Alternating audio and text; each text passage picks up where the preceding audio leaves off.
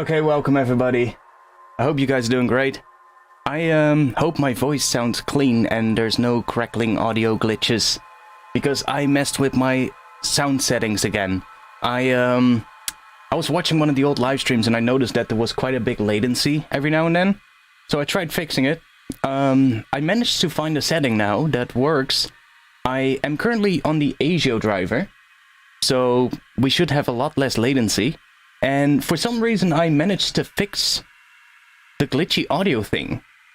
I think still it's not perfect though. I think every now and then it just gives us like a little dropout in the audio, which just shows up as a click or a glitch. And I just can't get rid of it. So I ordered a new audio interface, which should be here next week. I'm going to be moving over to a Motu M4, and I've been reading on the Voicemeeter forums as well.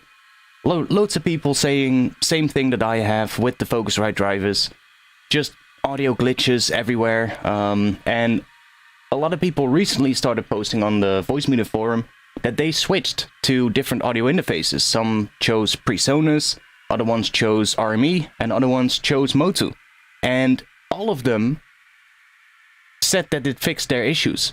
So I decided to order a Motu M4 and a new MIDI controller, which should be here in the next week. So hopefully from that moment on we will just be able to use the ASIO driver and not have any issues. But for today, let's just see if this works. I'm gonna be doing some sound design. I was actually gonna work on a job tonight, but I finished what I could do right now and I need to wait for the company to basically respond to the script for the video that I made. So yeah, let's just stream. Audio sounds good. Okay, that's great. Good to hear. Let me play what we have so far, and then we'll get into the stream.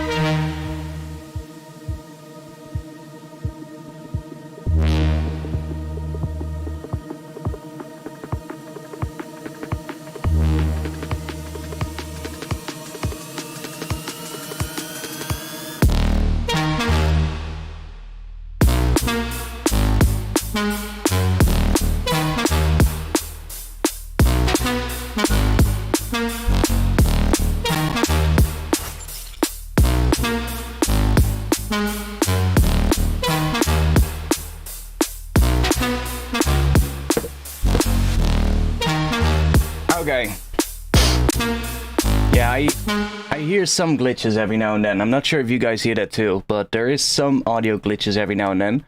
The only thing is, I cannot go back to my old settings. For some reason, the new settings have thrown off my old settings. So, I tried it actually. I went back to the MME driver, and it just started glitching out like crazy, and I was like, strange. The settings are exactly the same as what they were before, because I just loaded in the settings into Voicemeeter, and now suddenly only ASIO seems to work. So it's really weird. The drivers from Focusrite just don't seem to work properly with Voicemeeter. There's something weird in the drivers that Focusrite uses, and I have been reading through the forums of Voicemeeter, and a couple of people said the same thing. The people behind Voicemeeter, basically, they explained that there is something in that driver that is happening that kinda is different from how you would normally do it with ASIO drivers, and that kind of throws off the synchronization between the voice meter ASIO driver and the Focusrite ASIO driver. So that's like the little thing that throws everything off. But at least we can play this, so it's fine. If the audio drops out every now and then we can work with that. Like I said, I bought myself a Moto M4, which is going to be here next week, so that should hopefully fix all of this, and we can just use the ASIO driver then. I think at least I saw people on the Voice Meter forum that said that they switched to a Moto M2, which is like the little brother of the one that I ordered, and it fixed all their audio glitch issues. They were able to use ASIO on really low latencies with Voice Meter and have no issues at all. So I was like, okay, I'm upgrading. So my weekend is good. Mostly been working on a script for a video. Been having a quick video project that I need to do for one of the for an upcoming plugin release. So yeah, been working on that mostly. Is there any reason why you don't upload more tunes to Spotify? Bet if it's already been covered. It is already being covered. And I actually am getting a little bit tired of answering the question, but let me check real quick. Did I already set up a command for this? Oh, I did. I've been smart. That's why. Yeah, so welcome.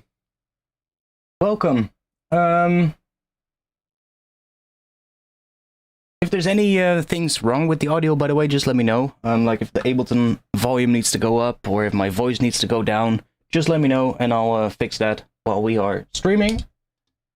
Yeah, I just want to do a little bit of sound design on this track that I've been working on in the last stream. Did a little bit of work on it. Not sure if I like everything that I did, but I want to do a little bit of sound design. So, damn. I have this this lead thing, which I really like.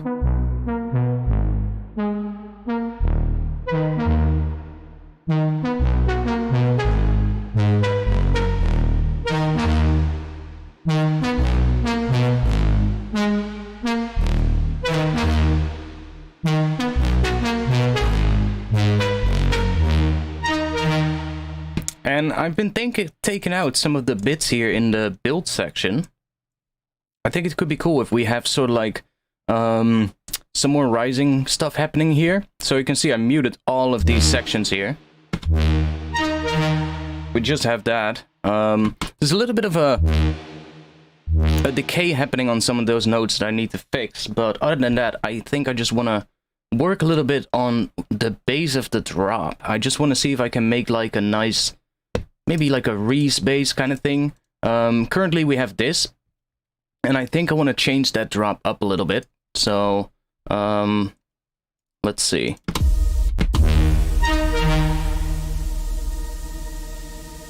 Like here, we want to have some stuff building up. There's already some stuff happening, but we need more. And kind of just make that ARP go away a little bit, that lead sound. Like you can see, I'm taking out some of the higher notes, so it's just kind of getting a little bit sparser. And then I think in the drop, I want to do maybe have like this section here, so just up until there, and then kind of go into a different bass sound, and then maybe up until here, and then make this come in again, so that you get, let's see, something like this.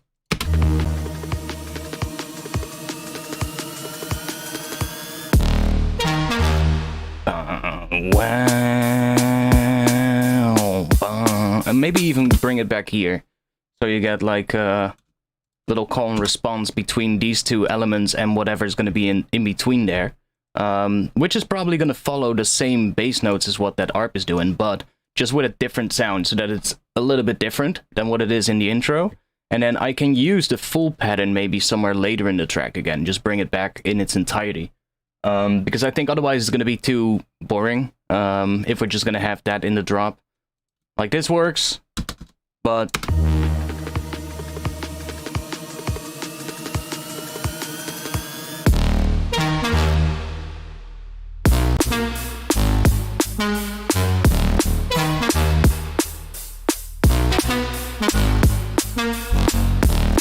Like, it works, but I think we can make that a lot better by having some call and response stuff happening there. Yeah, that's basically everything I did, I think, since last stream. And all the ideas that I have for this. I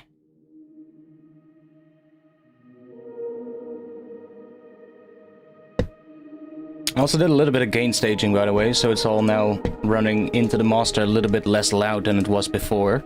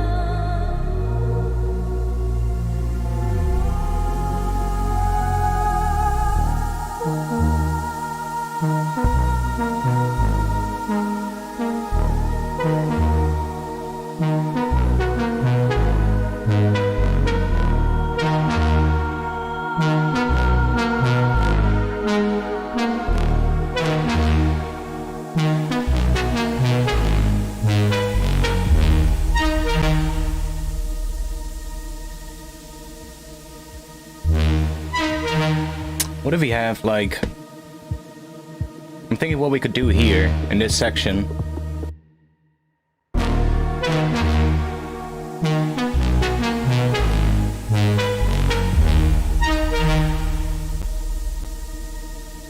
Yeah, I'm definitely getting some audio glitches every now and then. The Asia driver is definitely performing worse than what the other driver was doing. But, like I said, if I now go back to the other driver, it just starts being completely glitched. So we're just gonna have to deal with it. It's only for one stream. Next stream we'll have a new audio interface. So, what can we do here?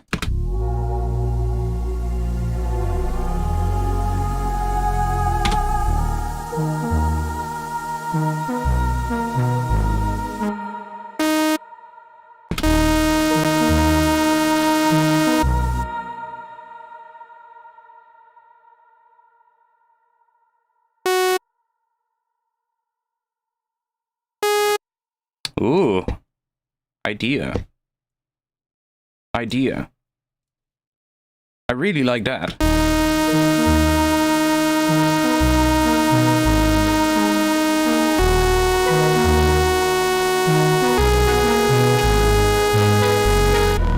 It's really loud. My bad. Let me bring it down a bit.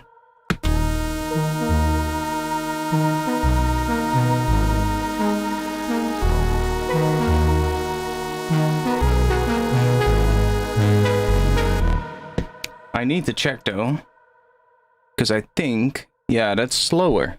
Okay, so if we do that,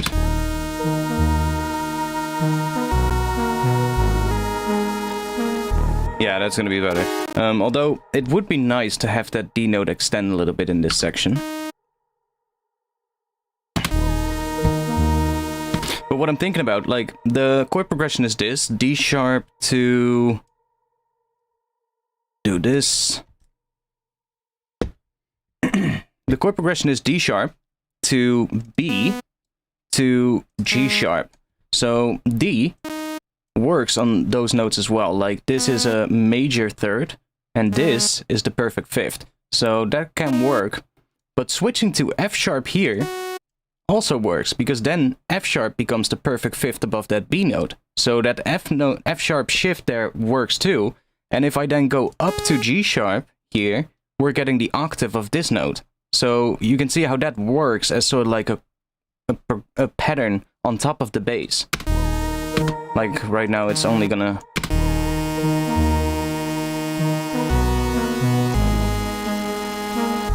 So that would work, and even this would work.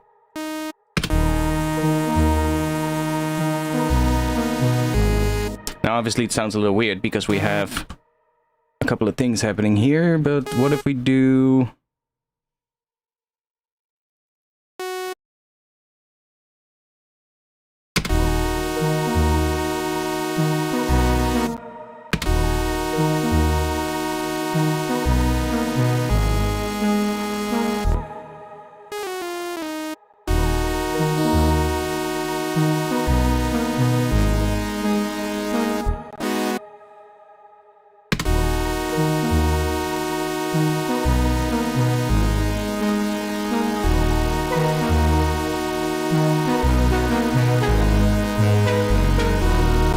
See, that kind of works with those notes. So we could keep that in mind as like maybe using that for like a harmony on top of the bass. Let's make a bass first though. Artifacts and stream marathon. Yeah, a little bit, huh? I've been streaming more recently. I've been trying to stream on Wednesdays and Sundays every now and then as well, when I feel like it. Holy shit. I hope my roof is gonna stay on my house. It's storming outside. And it's... every now and then we get these huge wind gusts. And I'm like... please. I hear the entire house creak.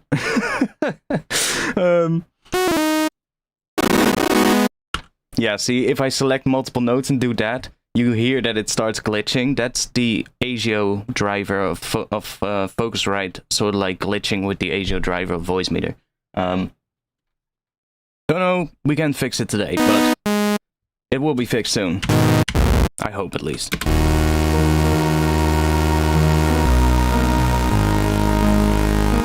Like, that is really cool. Like, this on top of that.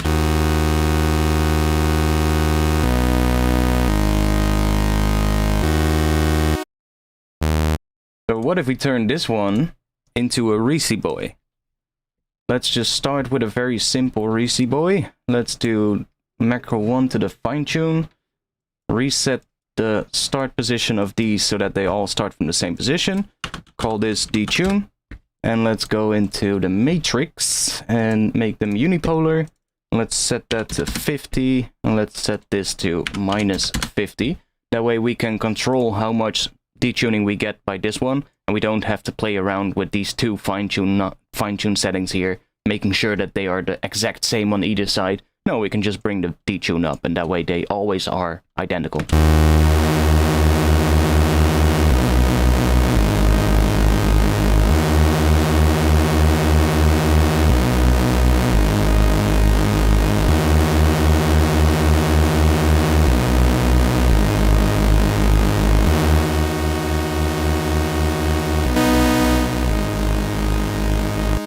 Let's loop this section so we can hear that.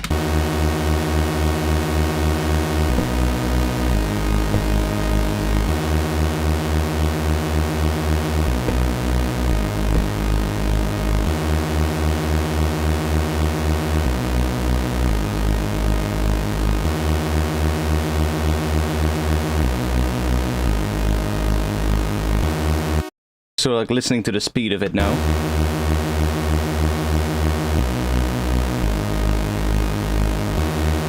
That one is kind of good. I'm listening to how they end, basically, how the notes end, so that they don't end sort of like halfway through one of the oscillations. You kind of want to make it, find a position where they kind of end nicely.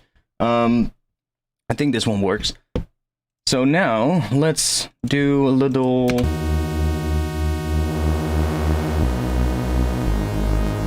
We can play around with this filter. I'm just using a low pass for now. Let's just do a little bit of distortion on it.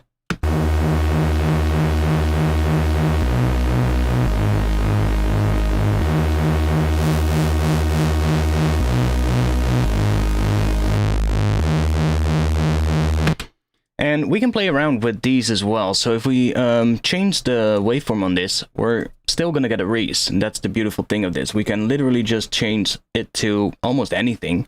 And we should still get a Reese. See? We just get a completely different sounding Reese.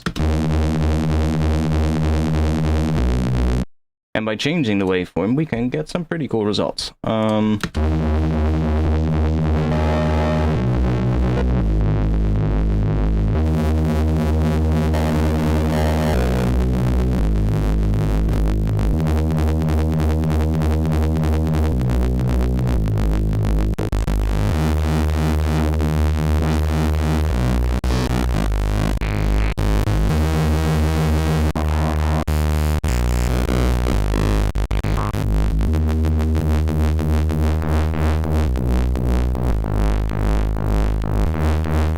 Like, these are opposite from each other. Let's try maybe using the same one there.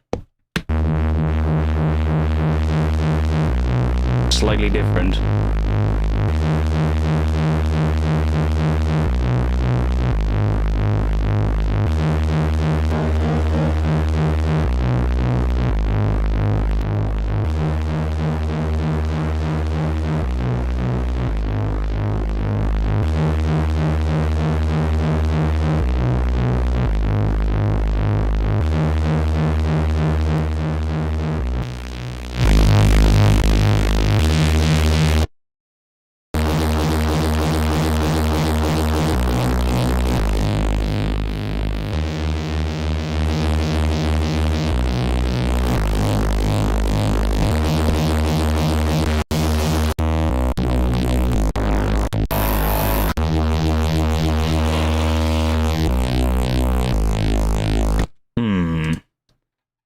Try a different approach. Let's use just a regular oscillator here, and then another one that has unison.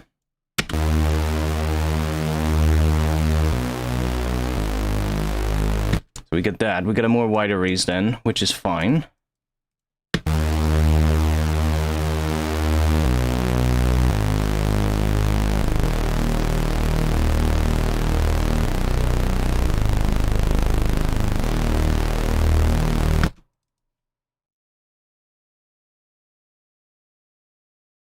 The way around. Do that.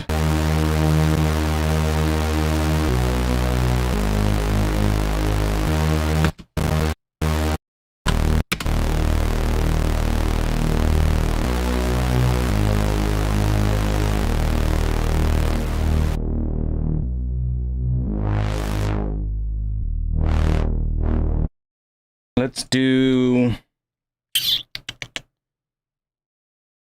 Actually, let's try out swapping this one out for that.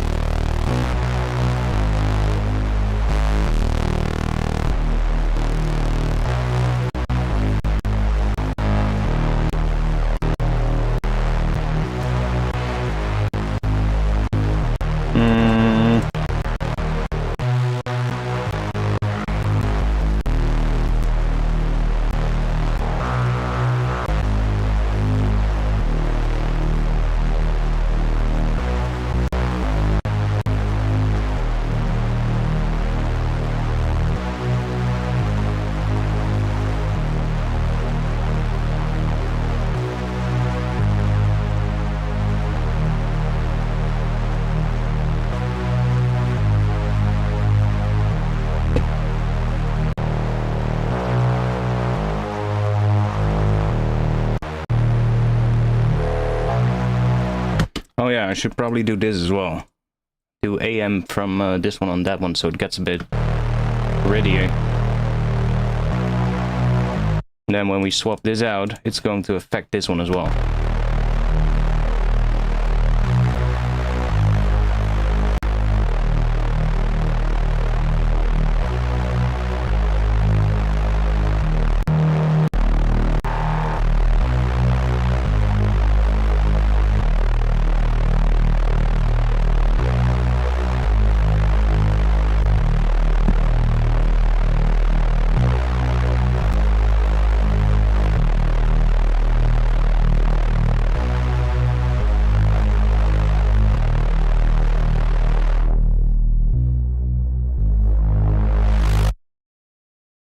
Okay, let's use maybe a notch in this one.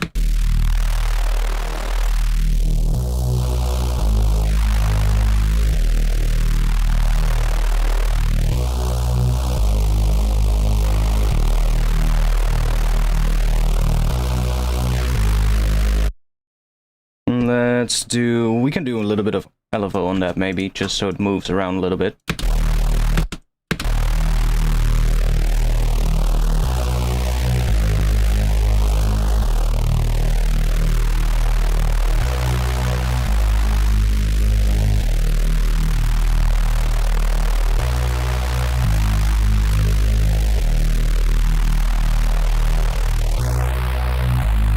Choose the double notch. Do a bit like this, maybe make it go the opposite direction.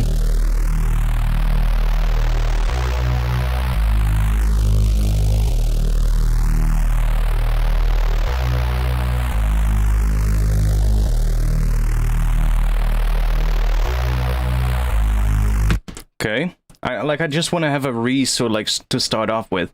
We need to make the Reese here in this section though. Because it needs to be a big Reese, and then I can probably introduce it in this section during the build. We need to figure out what kind of Reese we're gonna do though. It's probably gonna be pretty big. Let's see.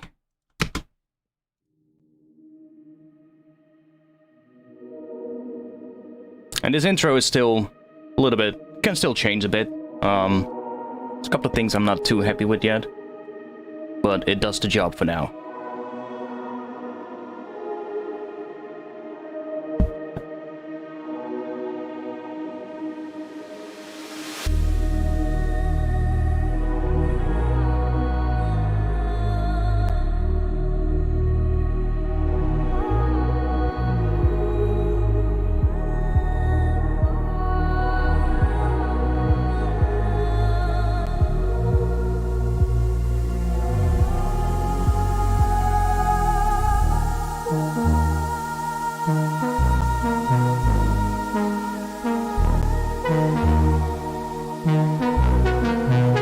Yeah, if it plays this one every now and then, it starts glitching in the audio a little bit. It's probably just because this one is using quite a bit of CPU. Quite a bit of stuff happening on here. We've got the ozone imager here as well, so that's doing quite a bit. And the reverbs as well.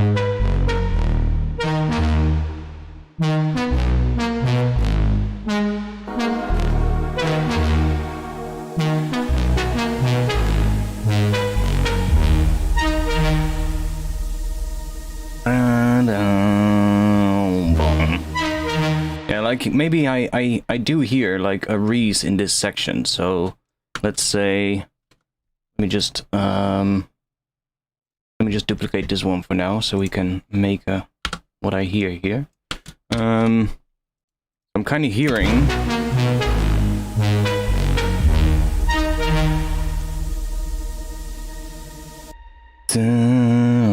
so we're just gonna have that to that G sharp, so we can do this, and then let's bend it down to G sharp. That's doing that. And then probably lower.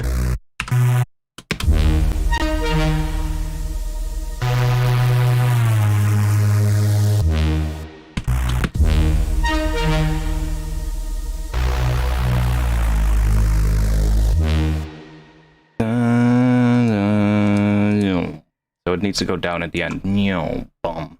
We can do drop down an octave here.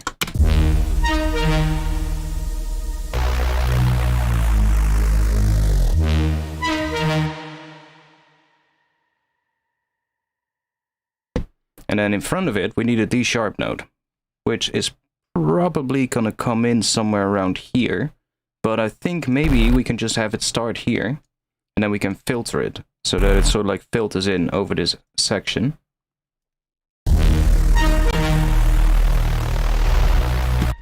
And we need some glide.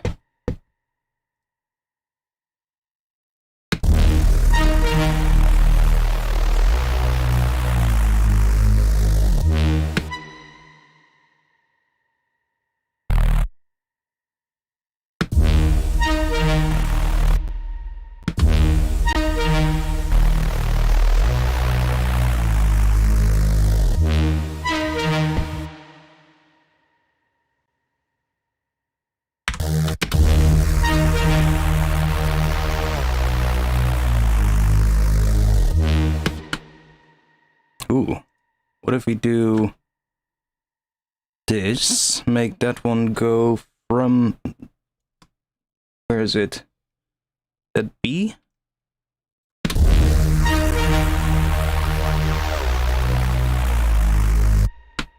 How does that loop?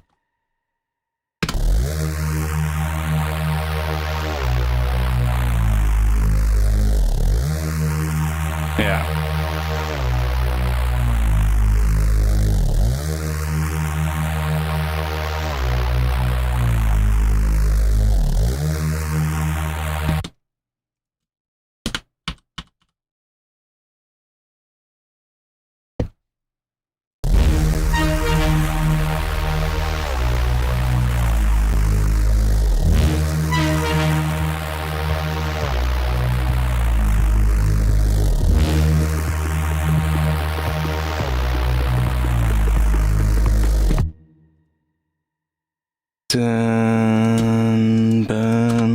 What are we gonna go to?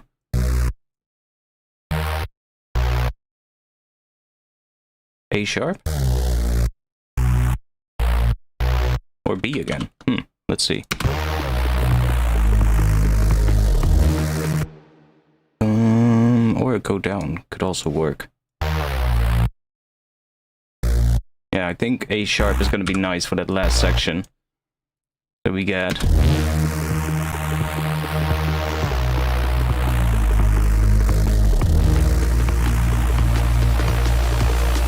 Yeah. And then we're going into the drop. So that last section needs to be A sharp. That's really gonna sort of like break it up a little bit there. So with that we don't repeat the same section over and over again.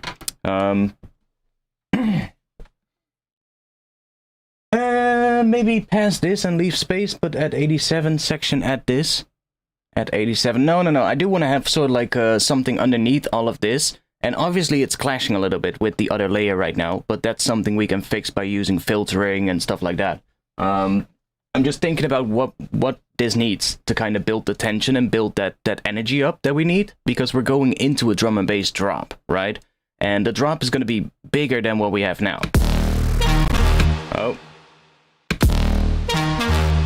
Like, I do want to use a couple of those higher, screechier parts of that synth, but we really want to have more like a heavy Reese drop at first, and then we can bring parts of that lead in as sort of like transition elements and things that are going to come in to spice things up every now and then. Gonche! I've been using granular in Halion 6 today and realized it's powerful and don't need to buy GR1? What is GR1? I've never heard of that.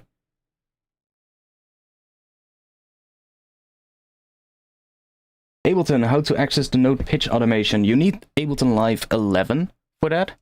So you need Ableton Live 11 because it's a new feature in Ableton Live 11 called MPE. And then you can just go to your MIDI editor. And in the MIDI editor, you have this additional third tab right here. And on that third tab, you can do the pitch bend automations. There's no in here, so I'm not sure why I opened that clip. Right here. So you need to click on that third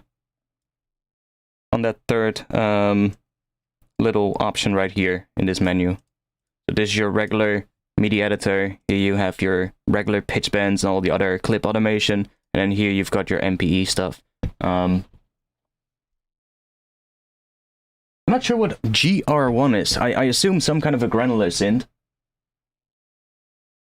I really prefer Pigments these days for granular synthesis. It's hands down become my most favorite granular synth. I'm actually working on a video that is showcasing the granular stuff in Pigments, but I had this video job coming through, so the video is on hold until I finish the job and then go back to doing that video.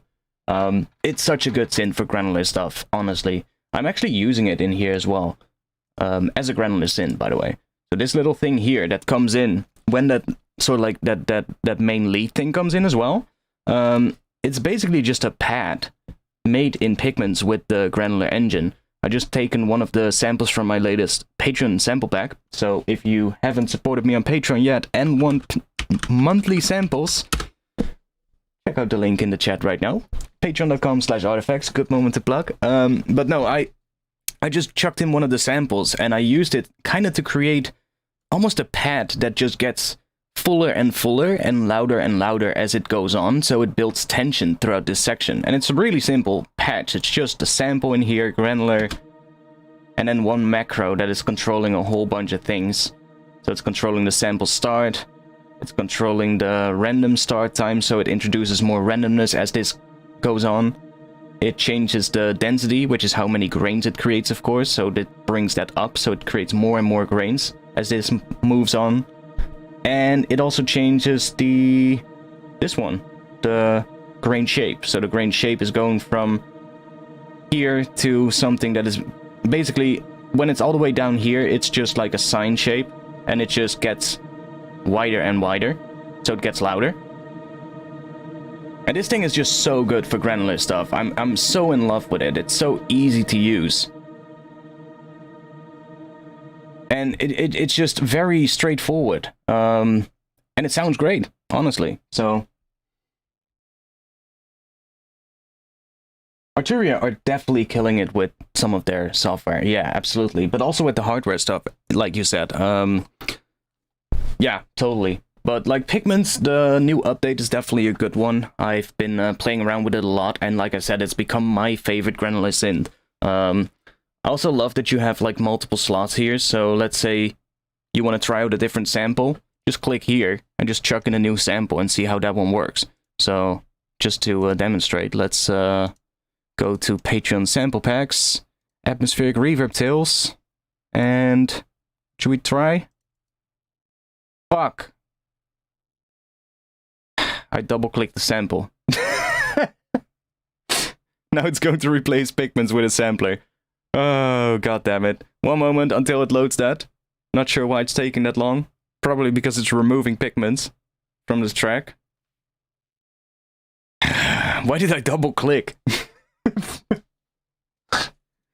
Oh, amazing. Why did you do that? See? Let me undo that.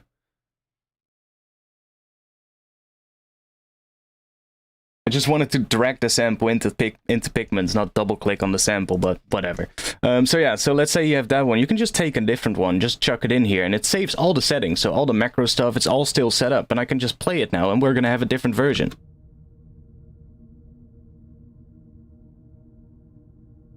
Let's try this one. So you can really easily, if you have samples that you've made that are all sort of like the same kind of thing, and how I made these, I basically just took a bunch of presets in Omnisphere, a bunch of presets in Spitfire Labs, and just made like a single note, just a short note, like ding, with a piano or something like that, and then just put like a reverb on it. And then I used the same reverb with the same settings for all of the sounds that I made, all of the samples that I made. So they all have this initial sort of like part here, and then the reverb tail after it. And all these reverb tails are just as long, so you can just chuck one of these samples in, that I put in that sample pack. You can just chuck one in, and it's the same length, right? So all your settings are still going to be correct, and you can just try a couple of different ones.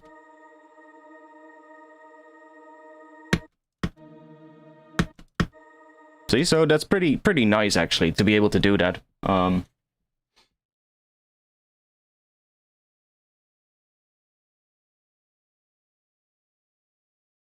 You checked Laser Sweet Sonics yet? I saw a Twitter post by Ed Rush and trailed it. No, I haven't. Yeah, January is always a tight month, I know. I'm well aware. Don't worry. It's gonna be there, even after January, so...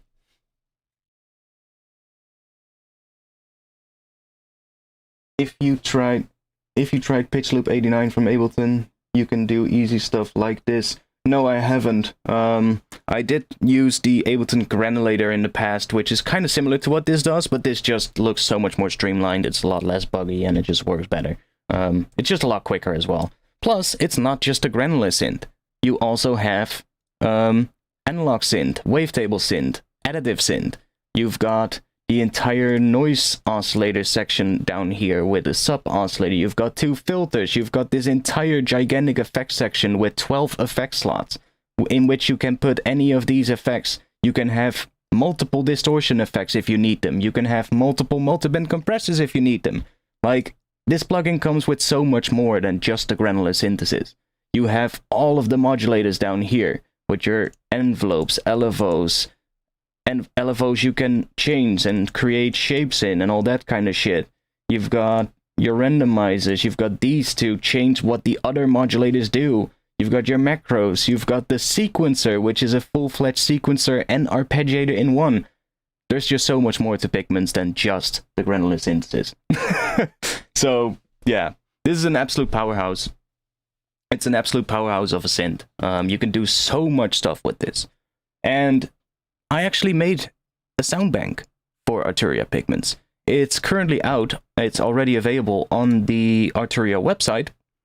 I don't have it in fully yet, but I should contact Arturia. But this pack right here called Bass Thermal, if you want to check that pack, I worked on it. A couple of other people worked on it. I don't know where it just suddenly went there. You can check it out. It's currently on sale, $14.99. Just go to the Arturia website and check on and check the sound. What is it? The sound store, and there you can just find Bass Thermal. Presets by me, Gaidra, and a bunch of other people that I forgot the name of. Sorry, but you guys can go check the product page. You should be able to see it there. Well, maybe I can see it here. Who the other people were? Sinclair Rickenbach, Jean-Baptiste Artus, Gaidra, Vici. I think that's it.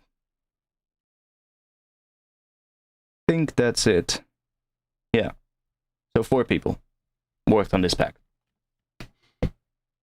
Pigments is what Massive X should have been. Yeah, kind of. Well, maybe well, I'm not sure. Massive X just feels like this synth that Native Instruments made as a response to Serum. That kind of what it feels like, but they did it and completely failed at it. Kind of.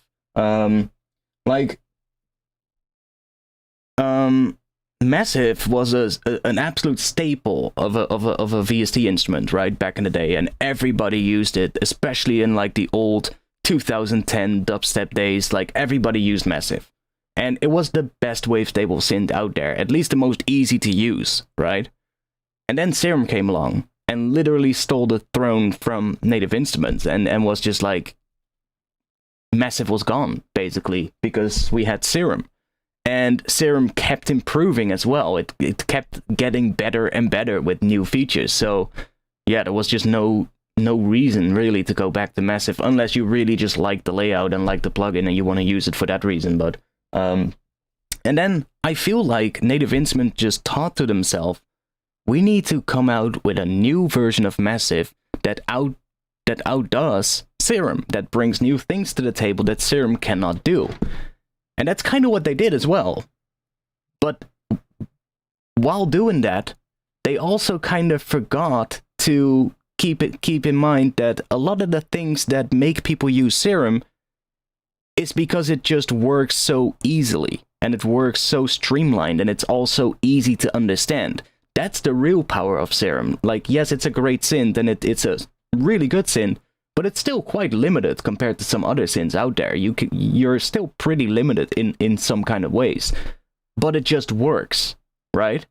And Native Instruments made a Massive X, which arguably brought some things to the table that Serum probably cannot do. Had some interesting things, but also a couple of things that made me go, "The fuck is this?" Talking about you, Gorilla Mode, or whatever the hell it was.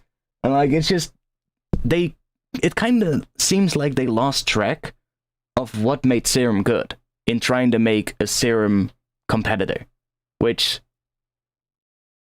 I mean, that's not going to work, right? I just feel the interface looks so cluttered, in my opinion. Like, there's no distinction between, well, there's not really a good distinction between the separate modules and things like that. It all feels a bit cluttered. Maybe they've updated that by now, I'm not sure. I've only checked the demo when it came out, and then I just completely forgot about it. But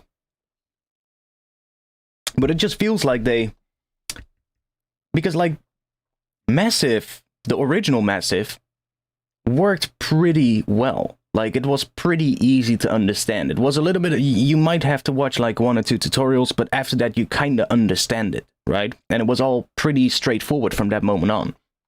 I don't get that with Mass Effect. And it's kind of like the same thing that I get with Mass Effect that I also get with Imageline Armor, which has a very similar looking GUI with a lot of parameters, a lot of controls, but there aren't really distinctions between everything. It's also like basically just dropped on the interface and that's it. And that's kind of like my, yeah, I don't like that. I like it when there's clear sections. Like here, I can see this is my generator section, here are my filters, here are my modulators, right? It's all very straightforward and it's also easy to see that, which is, yeah, I don't really got that from Mass Effect for some reason. Visible feedback is missing. Yeah, I guess it is. It's just yeah. I like I said, I downloaded the demo because I was really interested when they announced it. But when I checked the demo, I just got bored really quickly. Like I went through some of the presets as well, and like the presets didn't inspire me at all. Like I went through the presets and I was like, meh. Well, okay, yeah, that's maybe a little bit cool. Okay, meh, and it was just like I just didn't like it.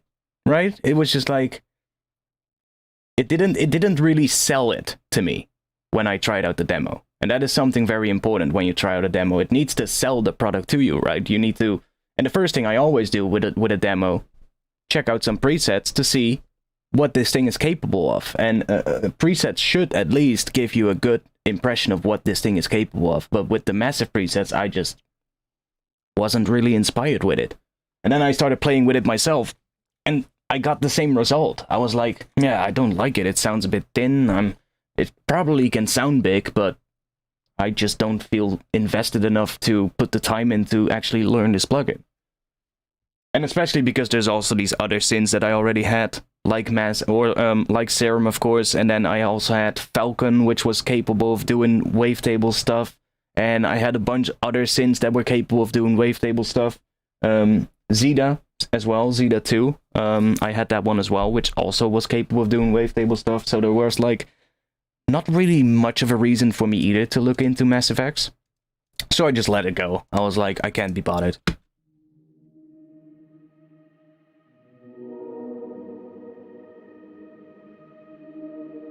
Zeta was actually pretty cool too. I still have it, I think. Not sure if I have it installed. Since Zeta, that was by Cakewalk, right? No, then I don't have it installed. Zebra 2. Wasn't that also capable of doing wavetable stuff? I think it is. So I had that one as well. Just like too many sins that I had that... Oh yeah, Anna 2. Another one. So like I already had so many sins that did that, that made me go, I don't really need it. And if it then also doesn't bring anything to the new to the table that makes me go, holy shit, that feature is really cool, then there's not really any reason to use it. And it's probably a good sin though. Like, don't get me wrong, I don't want to burn it to the ground, because it's probably still a good sin. Just not for me. Zeta 32-bit? Is it only 32? Maybe that's why I don't have it installed then. Could be the case.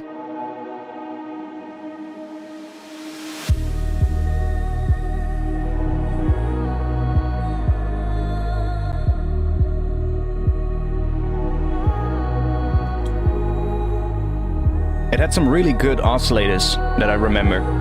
Some really warm and nice sounding oscillators that it had. And it had some really cool features as well to change and mess with the oscillator shapes, which was pretty awesome.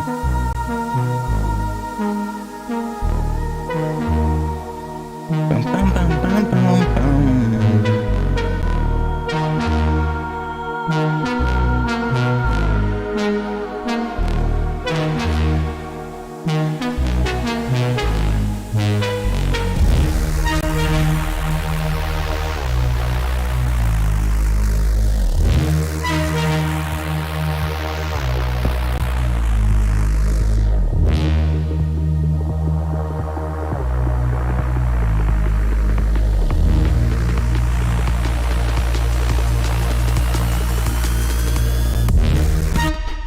Okay, so we can get rid of that one.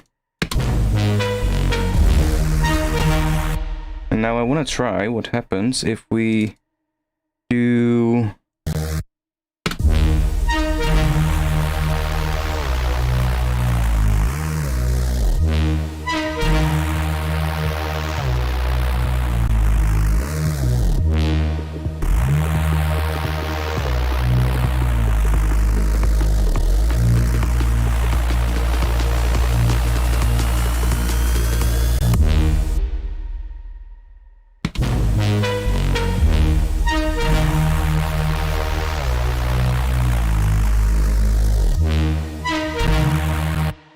Now, obviously, we're going to have to do quite a bit of filtering on this.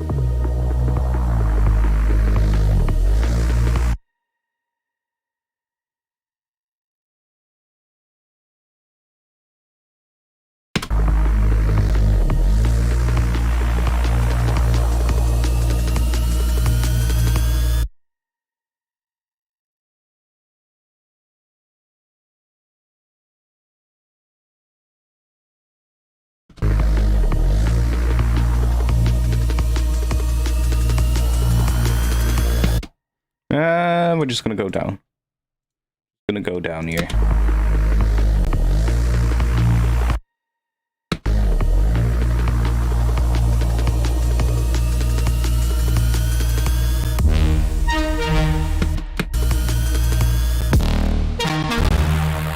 Holy shit.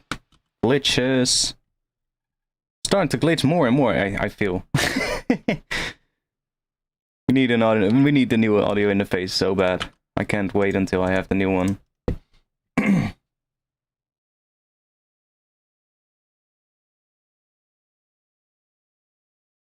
Check out Databruff's massive X sound design. No.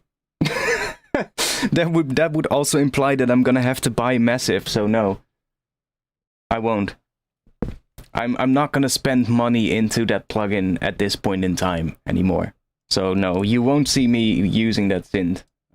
It had its chance of selling itself to me when it came out, and it didn't, so I'm not gonna go back and open it now, because there's so many new synths now that kinda surpass what Massive does, so yeah.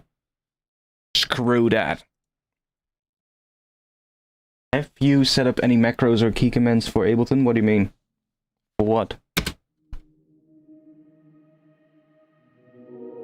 I'm getting the Motu M4 as a replacement for my Focusrite.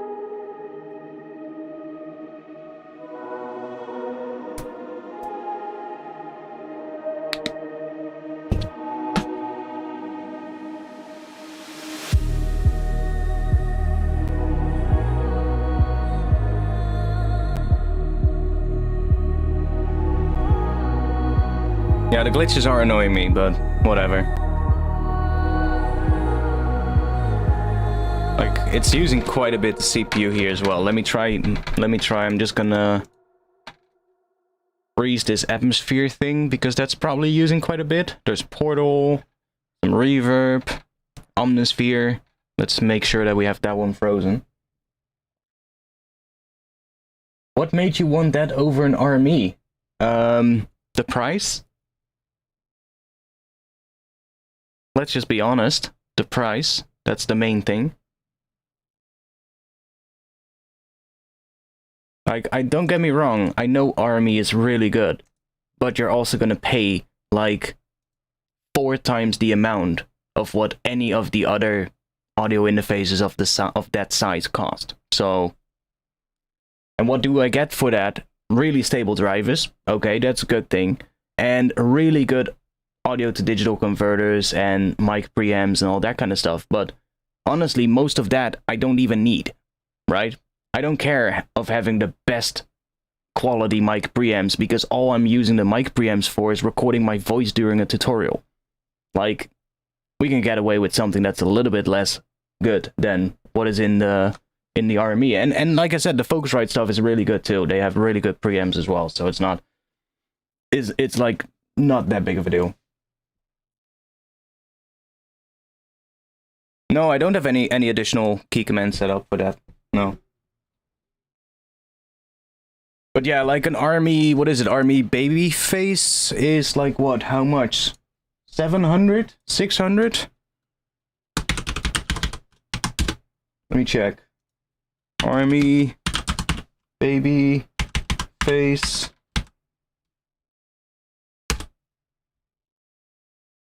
No, that's not even the one that I mean. Which one is it? Fireface. Yeah, exactly. Like if I would want to get something similar to what I am getting now, I would be looking at the small army Fireface, which first of all is not in stock, and also costs 1,299 euros. I'll go with the almost 300 euros that my Moto M4 is gonna cost then. Thank you. I mean, don't get me wrong, it's probably really good quality, and for somebody that actually needs the preamps and the digital to audio the DA converters basically to be really good, I can see why you might want to invest in something like that. But for what I do, no, sorry. Like if holy shit, could you shut up outside? Dogs of the neighbors are going crazy again. But yeah, I like, it's just a no-brainer, you know. For the extra money that army interface would cost, I am now buying myself a new MIDI controller. Like, that's a pretty easy choice to make, honestly. Especially because I also still want to buy new monitor speakers, so that's the next thing to buy. So yeah, Moto it was. I was kind of especially also looking at like the interface that I want needs to have the controls on the front of it and not on the top, because these days there's this tendency by audio interface manufacturers, especially for the smaller interfaces, to put like knobs on top of the whole thing, like on the actual top of the box, which isn't gonna work because my audio interface is like in this tight space where I cannot put my hand in between the space that's at the top of it, so I need everything on the front.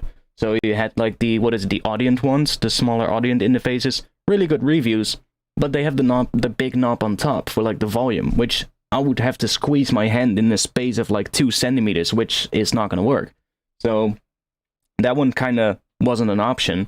And then I looked at the PreSonus as well, because that was being recommended on the Voicemeter forum by a couple of people. And I kind of just went back and forth between the PreSonus ones and the Moto ones. I have no experience with the PreSonus ones at all, but I do have experience with Moto interfaces, so that was kind of like the final thing that made me choose the Moto one, basically. No, the vocal is from a contact library. Yeah, the vocal is from a contact library. It's from a library called Ethera by 0G. So, and it's the Ethera 2.0 library. Ethera EVI 2.0.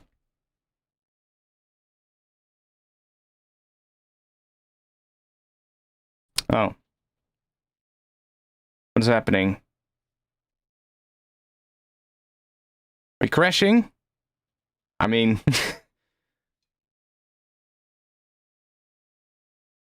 oh no, there we go.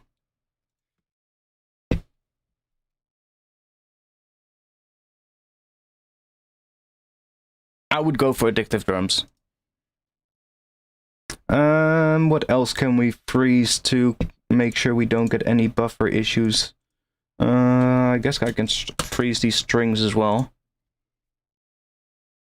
Not that these strings should use too much CPU, it's probably more RAM, but let's just freeze it, just to be sure. And I guess the vocal I can also freeze, because that one I'm kind of happy with at the moment, how that sits.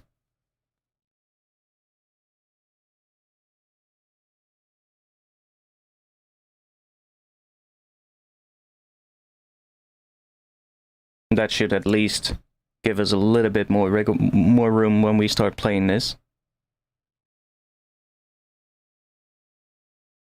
Like it's actually really stupid because this interface is actually perfectly capable of handling these kind of projects. Like, I don't know why my previous settings don't work anymore, but if I was able to go back to those now, I would just be able to use this interface with no issues. It's only when I start streaming and I start using this interface with Voicemeeter to get all my audio properly, you know, sent into OBS, that's when it starts freaking out, and there's just no way of solving it other than just getting a new interface. This Pigments one, let's freeze that one as well, because that one is just oh yeah, that one actually consumed quite a bit of CPU because it's granular.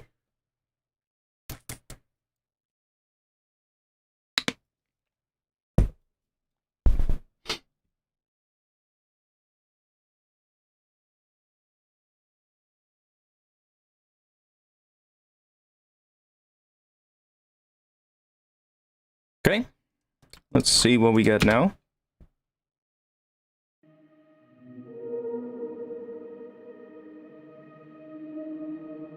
Yeah, we're getting a little bit less on the CPU, so should be better.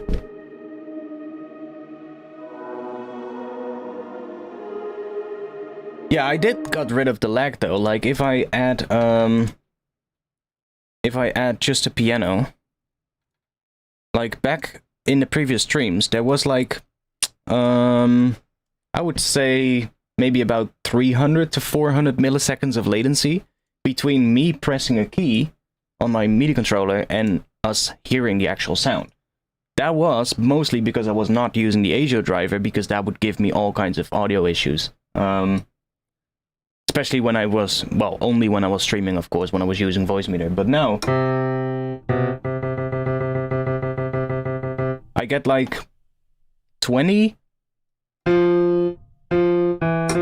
maybe 20 to 30 milliseconds of latency, which is a lot better than what it was before. But it can still be lower. If I was able to just, well, use different audio interface. But it is better now. So I can at least play stuff in a lot more easily now, without having to adjust all the MIDI notes afterwards, and they will actually, hopefully, at least now, be recording a little bit better. Not that I feel like we need to do that now, but if we have to, then that's a big plus. Yeah, it's just so much quicker now. It's, like, I noticed it, like, I got so used to it as well, because I used this setup for so long. I basically just got used to it. But then I remember I opened up Keyscape as a standalone piece of software and not through Ableton. And it was running on the ASIO driver, of course. And I started playing on it. I was like, holy shit, it's as if I'm playing a real piano, right? And that just opened my eyes to like, okay, maybe I need to try and fix this latency. Which I fixed, but now we have these little audio glitches every now and then, so need a new audio interface it is.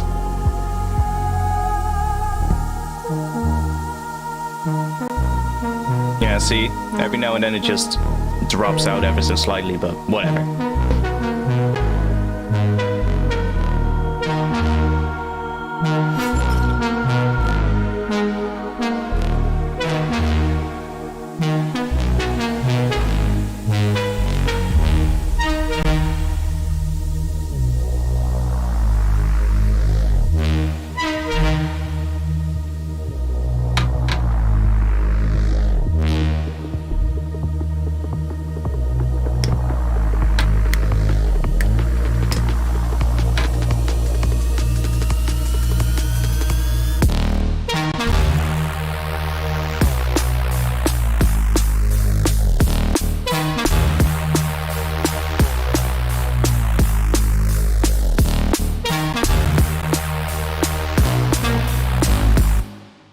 Yeah, I think we can have some kind of a drop like that. You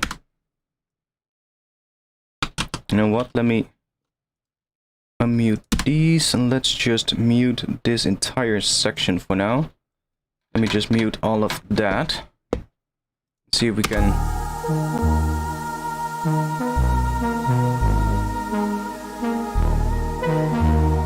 Yeah, the ultralight is nice too. I know. The ultralight definitely is nice too. I was just looking at the ones that they have, and the M4 is kind of like what I need at the moment. Like, if I really want to upgrade to a bigger interface, then I kind of want to upgrade to one that is a rack-mounted one that has like a lot more in and outputs that I can use for like hardware gear, stuff like that. I don't want to like get something in between what I have now and what I might want to get in the future.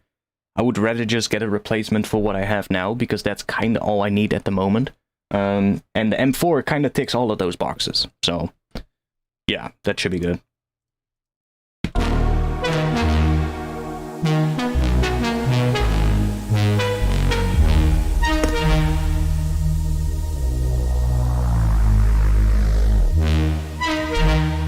Yeah, we just need to see if we can figure out a nice baseline for this, so that we can kind of figure out a drop. Let's save. And I'm just gonna go and work a bit on this section here and see if we can make a drop. Let's turn these off.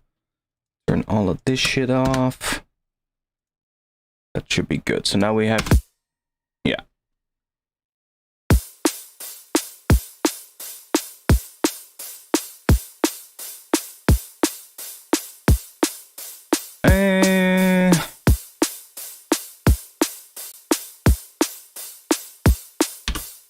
Loop that section.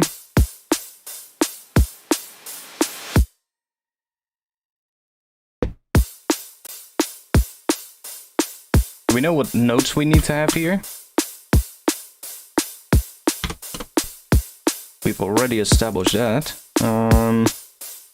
We need D sharp. D sharp to... when does it need to switch to a different note? D sharp and then there to B. Okay, yeah.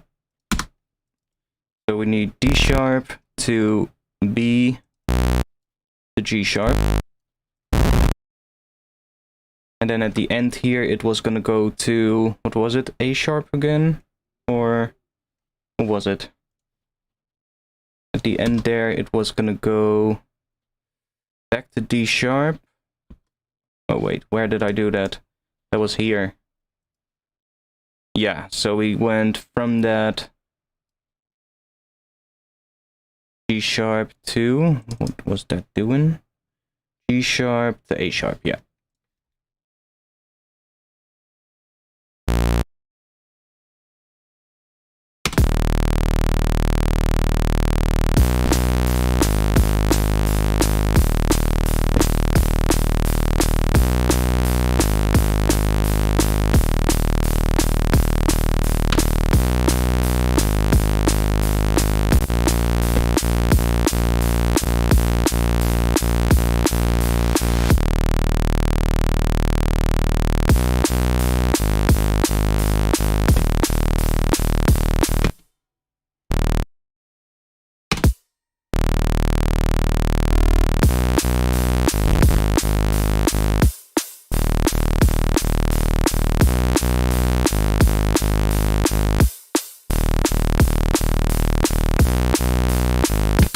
I'm thinking this could be fun, having like another bass sound that hits on that first beat. Basically just, we can use this patch here maybe, like a variation on it. And that's just gonna play that D sharp. So we just get...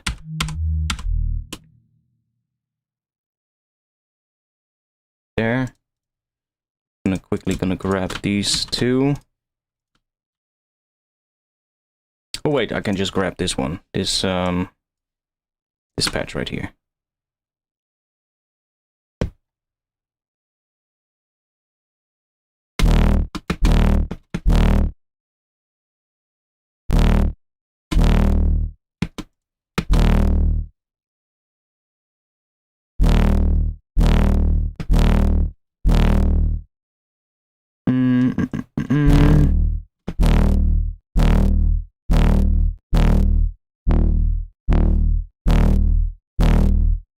Why is it so loud? Oh, my bad. Bring these down a bit.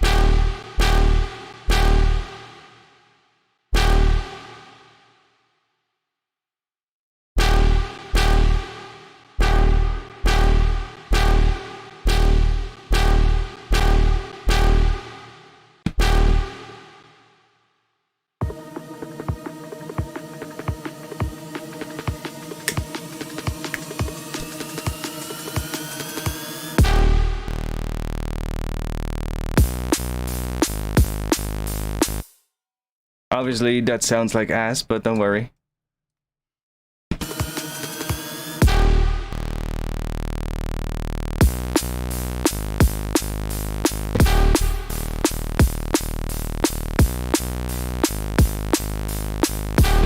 I wish... Can we make this one lower?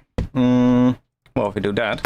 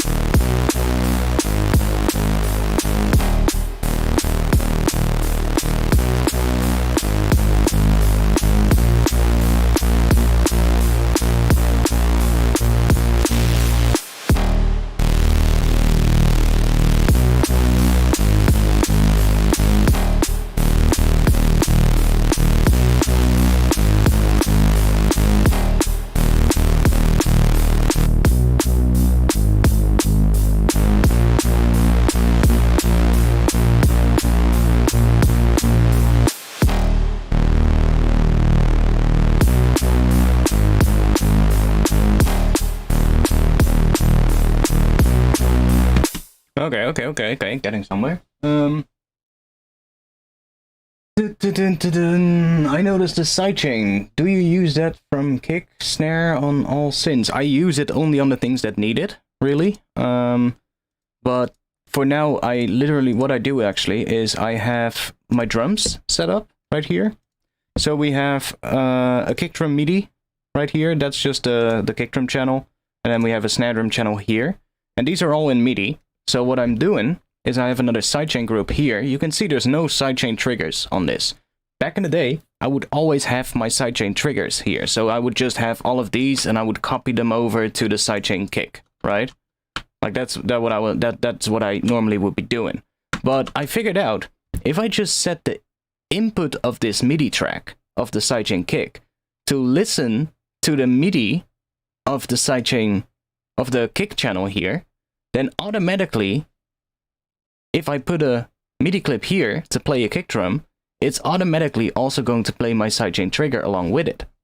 And I'm doing that for this one. This is the one for the low pass kick in the intro that sits right here because it's a different MIDI track. So I need to have a separate one for that one. And then we have a sidechain snare here that just listens to this track. So that way, whatever I do here in the drums is automatically going to be updated in my sidechains as well. Because it just takes whatever is playing here, whatever is on these tracks, and it just uses that to play the triggers. And then that's all in a group, so I can then choose to either sidechain from one of these tracks individually, or from the entire group.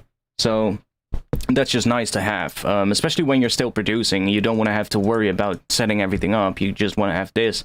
So I just put this in my template project now. I'll just have my template project set up now with this sidechain group and the drums group with just a kick MIDI channel and a snare MIDI channel that are already linked to those two as well. So that is just automatically set up when I open up a new project. And then it's just a matter of, when you need something to be sidechained, just add something, and you can use it for everything, right? Let's say you want to have, I don't know, you have a serum effect somewhere, you need to key track the filter. I can just go into my sidechain and I can say, okay, every time the kick drum hits, I want that, or let's say you have a modulation in serum effects, right, on a different track, and every time I want the kick drum to hit, or every time the kick drum hits, I want the modulation to re-trigger. I can just go into my sidechain kick here, into the instrument rack that I have. This is the sidechain itself that generates the sidechain click, and then here I have another one. But this is an external instrument, and all I have to do is do this, click whichever track I want to send the signal to, and then choose Serum Effects, and then it has Serum Effects has an input. So that is also set up now as well. And if I then just need another Serum Effects, or I need another, I don't know, a Rift that I want to retrigger, or whatever other plugin I want to retrigger, I can just duplicate this chain with another external instrument in it, and just send that elsewhere, So that's pretty helpful, and then you can do that on the other ones as well, of course. So let's say on your snare, or makes things a lot easier.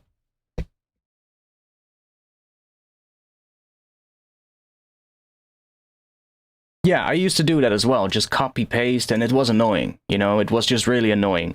Because sometimes the one plus side of that method, I would say, is that you can, for instance, also use sidechain triggers where there's no drums. So let's say you just want to create an effect as if it is sidechaining to something, but you want to use that as sort of like a volume movement kind of effect. Not really to duck it away for another element, but just to give it some volume movement, and you want that to re-trigger to whatever the sidechain trigger is doing. You could do that with the previous method that I was using. If you have like separate sidechain trigger tracks here and then, but I can still do that now as well. Like, if I want to do that, if I'm correct, if I set this to auto, does it still accept the MIDI input? No, it doesn't. Okay, so let's say I want to have that, then I just need to make another track in here that is not listening to any of these tracks, and that way I would just do it the old way. Just make some clips on that track, and then you can still do that. So, yeah. But this works. It's really simple. You just create a MIDI track, go here, choose whatever track you wanted to take the MIDI from, and you're done. And that's also that would also work if you, for instance, let's say you have a kick drum here, and you have another kick drum on a different track that is maybe an acoustic sample or something like that. You don't have to put the same MIDI on that other track. Like, of course you can put it in a rack, that's probably in a drum rack, that's probably even better, so that's all on one track. But let's say you have 2 tracks, and on this track there's nothing here now, but let's say there was a sampled kick drum or something that was the top layer for this kick drum. I could take all of these and copy them over to the other track, right? To make sure that the kick drums all have that extra layer. But that's a pain in the ass, because if I want to change something here, then I need to change it for the other track as well. Not that big of a deal, like you can select 2 of them and move that around and then, you know, delete bits, and that works too.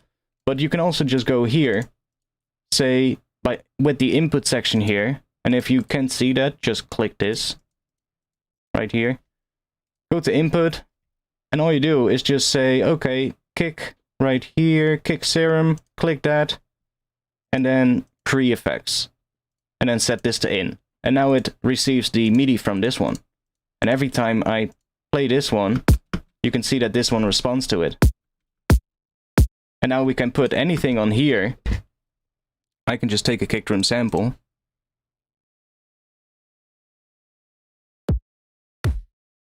Sure. Put that on here. Now they play both. So yeah, it works pretty simple. It's really nice, and it works really well.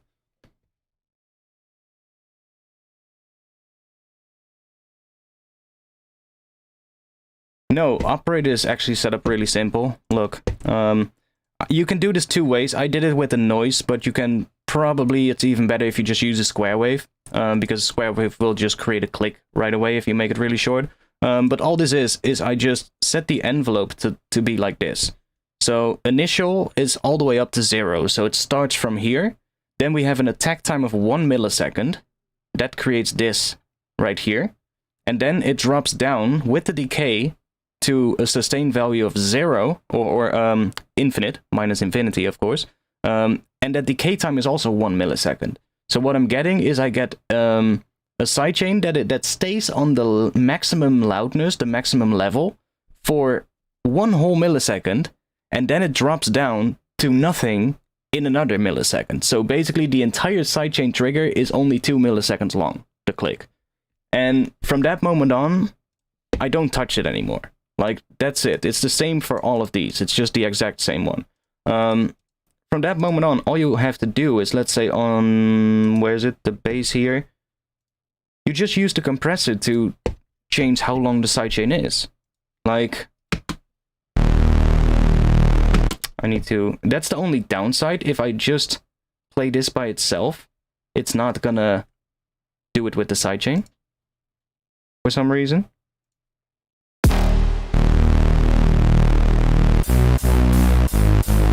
But we can mute the drums group so we can hear this one.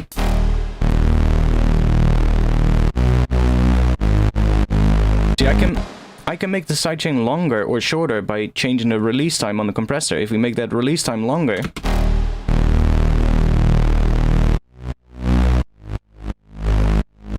or shorter,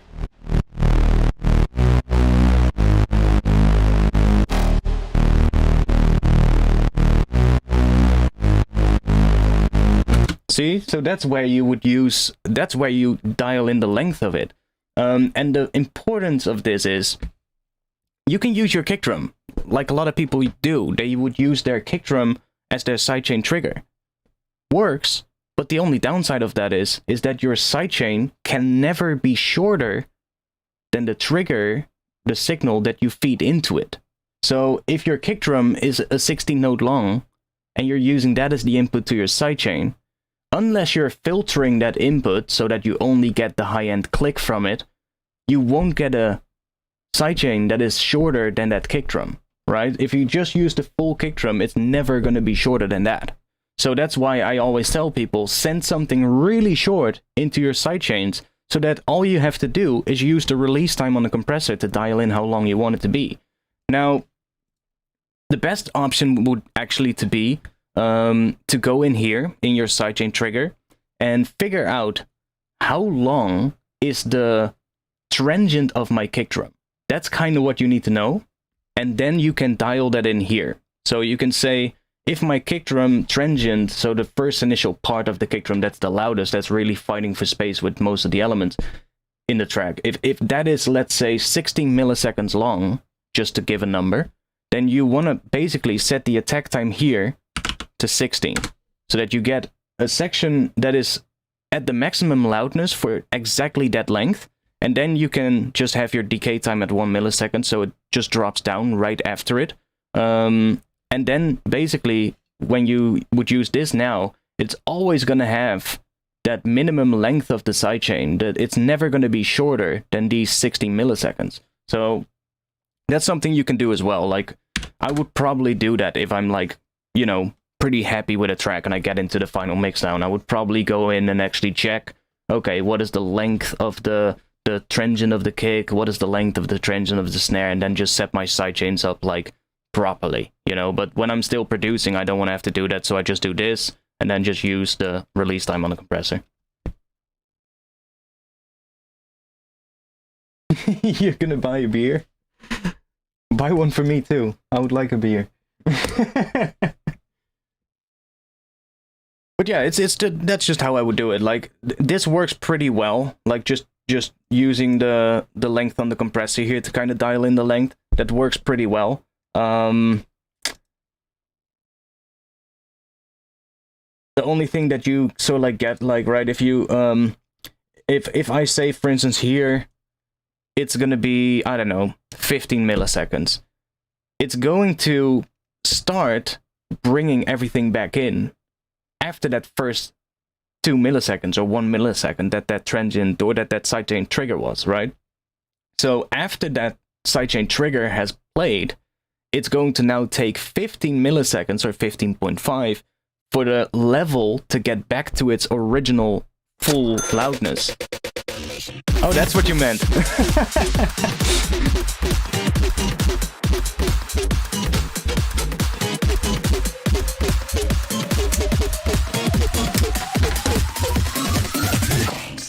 That's what you meant.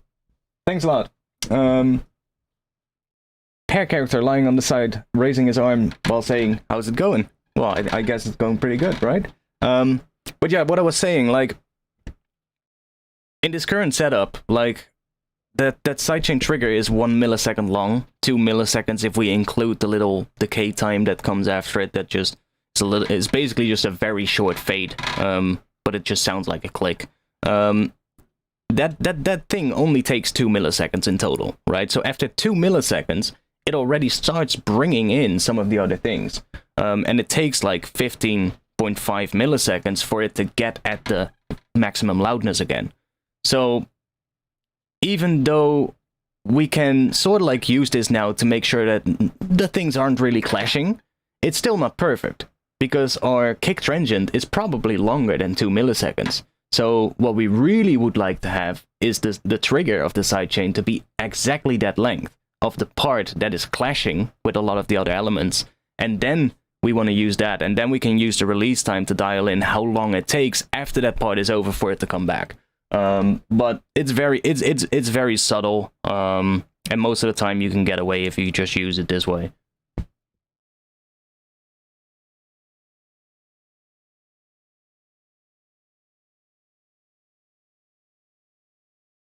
That is true.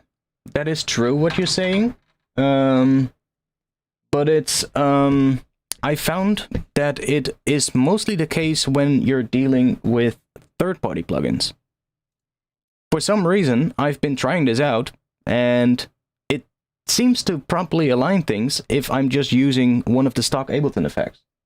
But as soon as I start using something like LFO Tool, Cable Guys, Shaperbox, or something like that, then it starts actually having this latency, and you want to have it all the way at the start of your chain.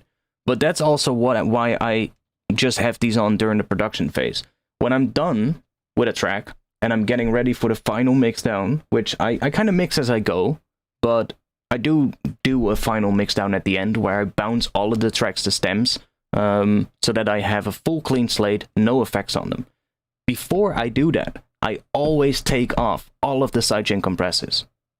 And then I bounce everything to audio so that I have everything in stems, bring those into a new project, and then I'll do my sidechains sort of like one more time, but now properly. So I'll measure the length of what that kick drum is, I'll measure the length of what the snare drum is, and I'll set up the sidechains according to that.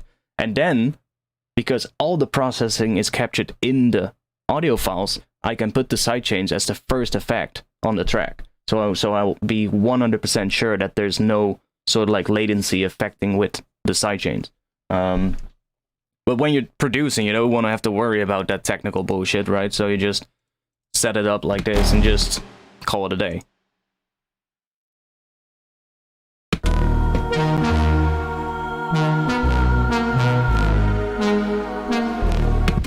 I need to take a short bathroom break.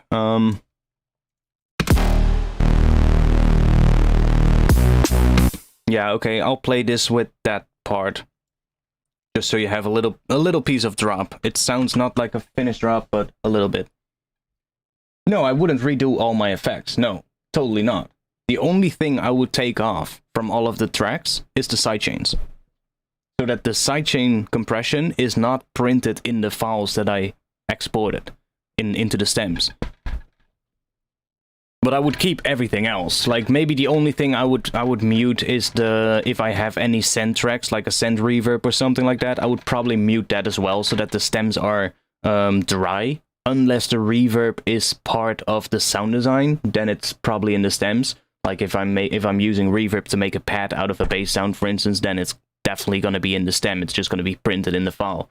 But if it's like a reverb that I'm using for mixing, like to give something a little bit of reverb so that it sits better in the mix, I would take that off before bouncing the stems, so it's not printed in that stem itself, so I can still affect it later if I want to change it.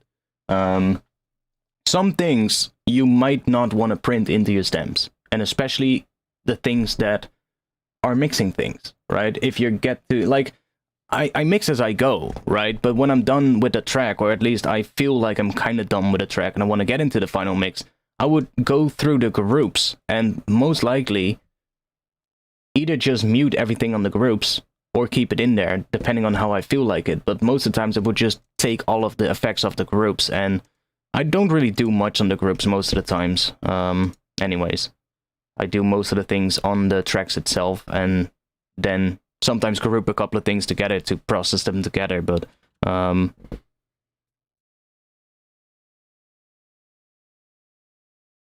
what do you think about TB? On Twitter he said sidechain is the new sync. That makes no sense. That makes no sense, sorry. That's literally two completely different things. One is a production technique and one is a DJ tool. So, yeah, sorry, no.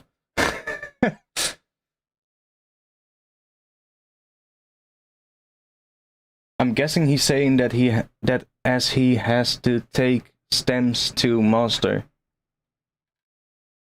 Well, I can see if he gets, like, I can see what he probably gets. He gets, probably, a lot of times he gets stems. And first of all, if you're getting stems for mastering, you're not really doing mastering, you're doing mixing. You're doing mix downs, you're doing a mix down and a master, basically. But people often call it stem mastering, but really it's doing a mix down from the stems and then mastering that mix down. So, but yeah, that's kind of like, I can see why he would say it, because he probably gets a lot of stems from people that want him to master music for them, where they print the sidechain in the stems. And that is something you really don't want to see, because as the mixing engineer, you want to be able to affect that sidechain. You want to be able to dial that in yourself, because probably they might have sidechained the entire bass sound away when the kick drum hits, but if it's only the low end of the bass that's clashing with the kick drum, then you don't need to sidechain everything away. You really only need to take care of that area where it's conflicting, right? So people like mastering engineers or people that do that for a living will have probably a little bit more skill when it comes to that, and when they hear your stems, they might go, I can make that sound way cleaner, but I need the stems without the sidechain printed in it. So I see why he says it, but I also think it doesn't really make a lot of sense. Because they're two so different things, right? Like, the sync thing for DJs, like what? It just syncs to BPM. That's what it does. So how, yeah, I don't see the comparison. Anyways, I really need to piss, so I'll be back in just a little bit.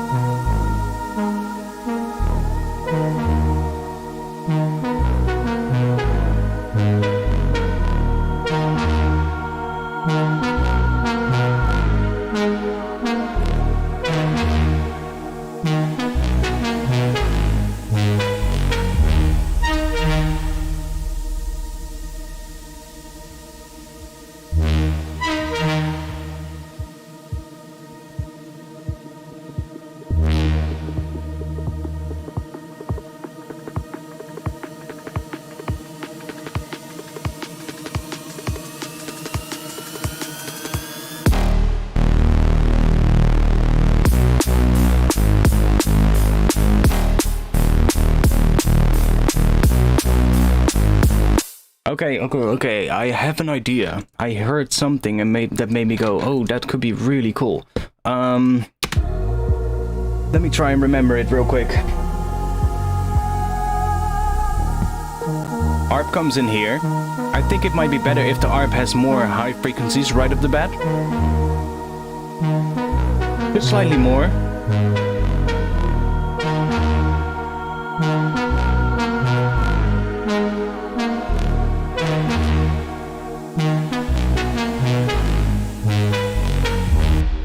And then here, I think that lead just needs to go away.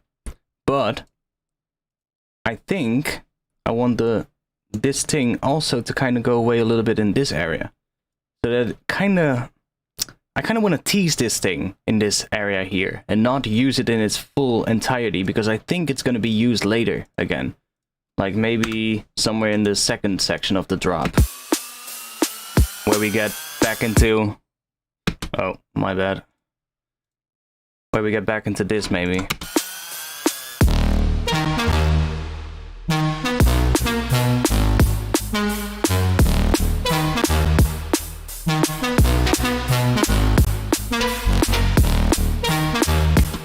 But yeah, I really like it as well. It's definitely not gonna go away. Don't worry.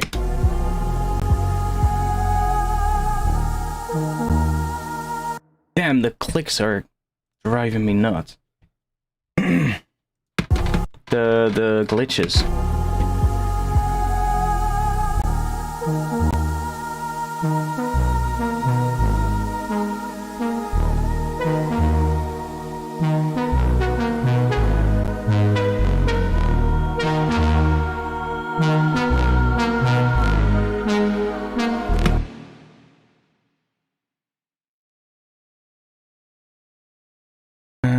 Dun, dun, dun, dun.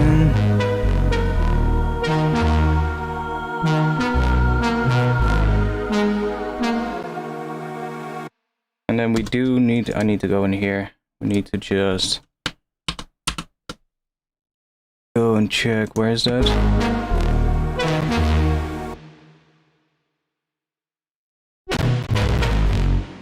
That is going to be muted, so we get...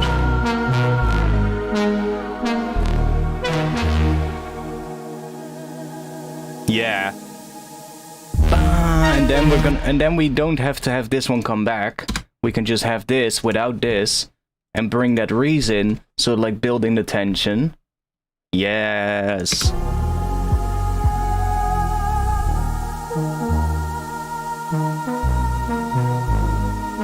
And we're gonna have parts of this as well in the drop. Like, don't get me wrong. Parts of this lead thing are gonna be in the drop as well. Especially these little parts where we have those slightly overlapping notes every now and then.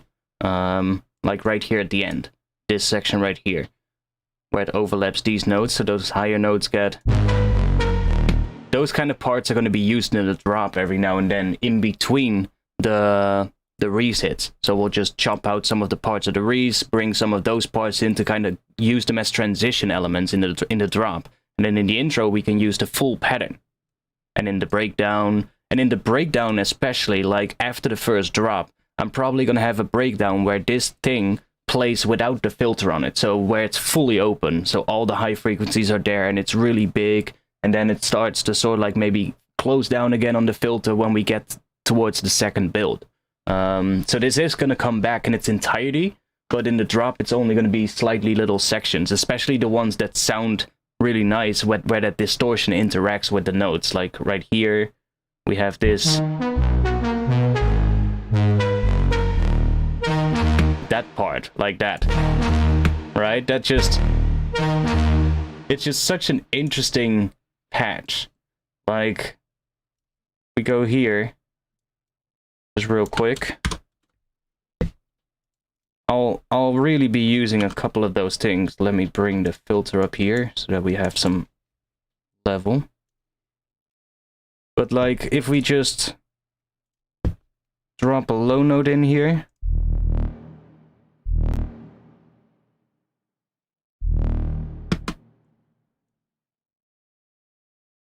Sounds a little bit weird. That's probably because of some other stuff. This one. There we go. Let's bring the LFO rate up a little bit here. Okay. So if I take this bass hit here, I can literally just start messing with these other notes in front of it. Let's say right here. And then just offset them a little so that they're slightly off from each other. Okay, that was weird. That didn't sound good at all. We're missing something. What is it? LFO rate mod? Note rate mod. That is it. We need to bring this one up so that the low notes are longer than the high notes.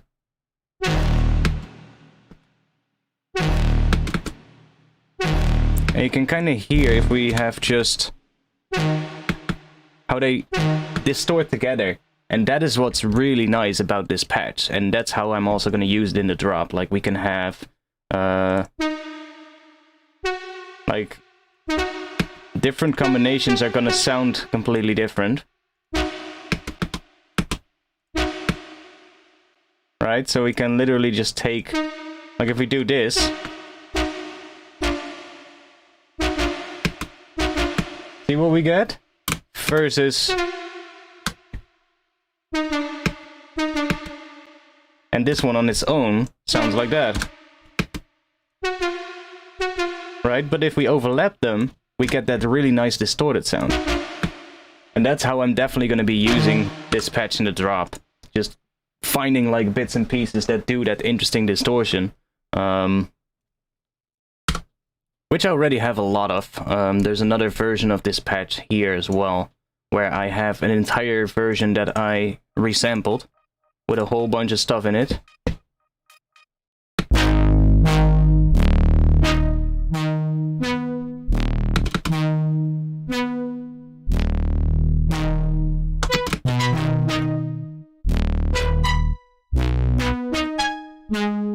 So I can also chop pieces out of here.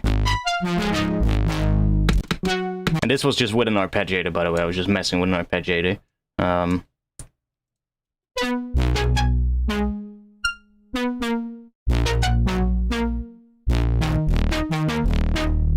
But sometimes when certain notes overlap, you get really cool results, and that's where this whole idea came from.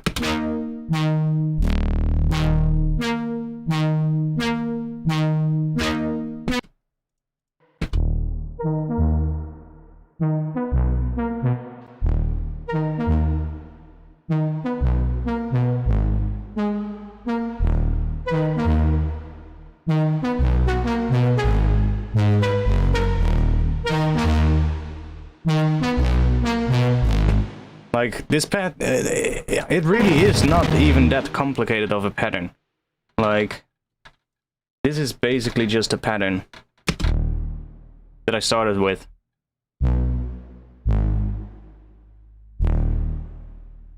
That was the pattern. And then I added these extra notes on top. I was like, oh yeah, let's take an extra note there. And then I was like, okay, let's add these ones on top. And then I got this.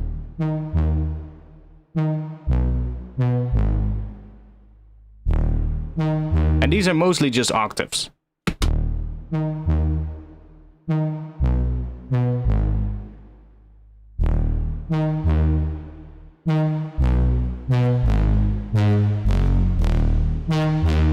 And I should make sure that these don't overlap, because those are the low notes. But that's just, this is the pattern that I started with. I was like, oh, yeah, this is a great progression. And I was like, I can base the entire track around this progression. And then I started messing with these higher bits. So I started adding these higher notes, and that's when it all came together. I was like, oh! Right? And then we start adding those.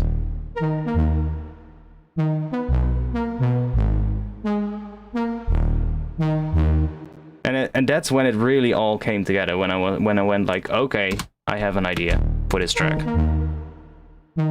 Because this sound inspires this track, basically.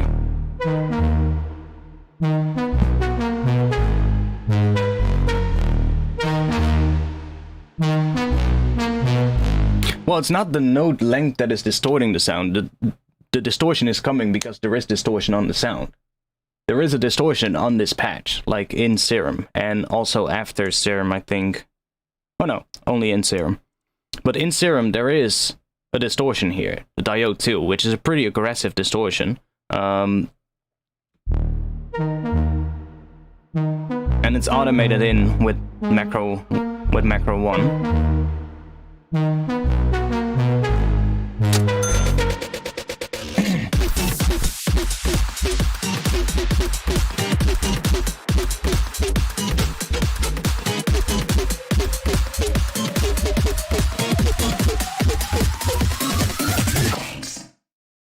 Thank you, Tender Brenson, for the €5. Thanks a lot.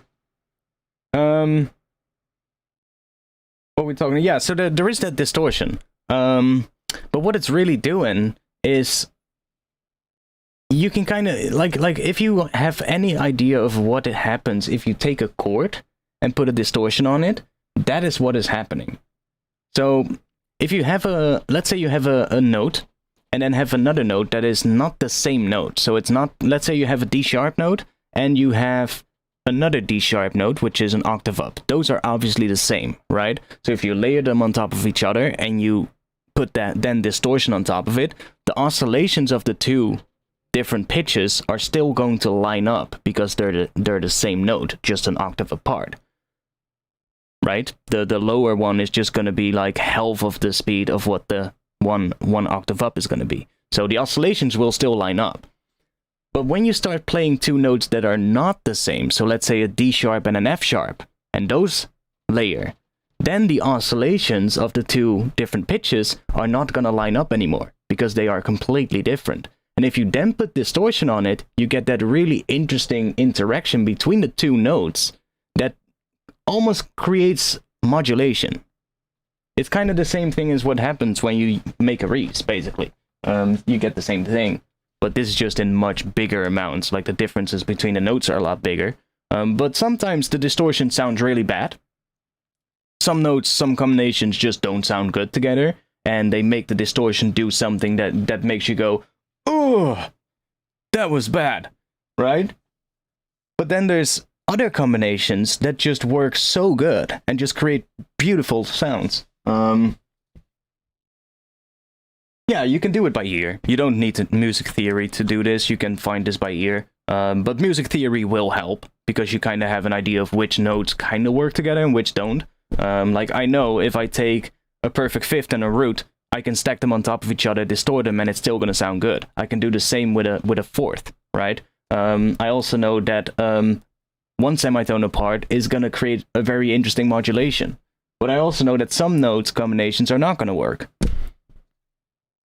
And then again, it also matters how big the difference between the notes is. Like if you have a really low bass note, you can have another note that wouldn't work. Let's say you have an F note and an F sharp note. If you put those two together and they're like only a semitone apart and you then run that through some distortion, it's going to sound pretty bad.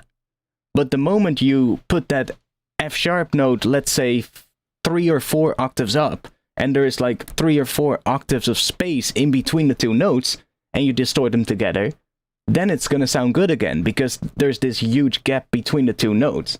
So you can still get away with it with certain notes, you just need to pitch them up.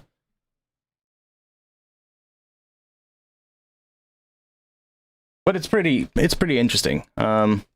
Easiest way to understand this is just taking for people that are watching that don't really understand what I'm talking about. Take a serum, for instance, and put this to a sine wave. So I'm just going to load this. That is a pure sine. So just take a sine wave and then just put on a distortion here. So now if we play, we got that, right? So let me go in here, and I can show you exactly what I mean with these oscillations that you get. Let me turn this off. So let's take a low D sharp note. That's the key that we're in right now. Right? If we layer an E note on top of it, which is one semitone apart, now we get this. Right? So we get that oscillation. And the further these notes are apart, the bigger that oscillation gets. So if we go to, I don't know, any other note, we get that. But then certain combinations do work really well. So for instance, an A sharp on top of a D sharp, you can see that on the oscilloscope, it is static, right? Pretty much. It's not really changing all too much. There is modulation, but it's really subtle. So it does kind of work, but because it's so low pitch, we really still get that really warbly sound. An octave sounds pretty good already. Go to this A sharp, and you can start hearing that they kind of work well together. But let's try G sharp, which is also in the scale of D sharp minor, and we get that weird movement again. See? It's not static, it's not really stable, it's very unstable because it's moving very quickly. And that's not going to be that good for bass. F sharp, which is the minor third above D sharp, same thing. But that A sharp, see how static and stable it is? So A sharp on D sharp works. It is because of the phase. It's because of the phase and the speed of the oscillations of the pitches. But how the further up we go, you'll see that that less and less it actually starts making well, that it's less and less important. Because right here in the bottom you can see A sharp and D sharp are kind of the only two notes that work.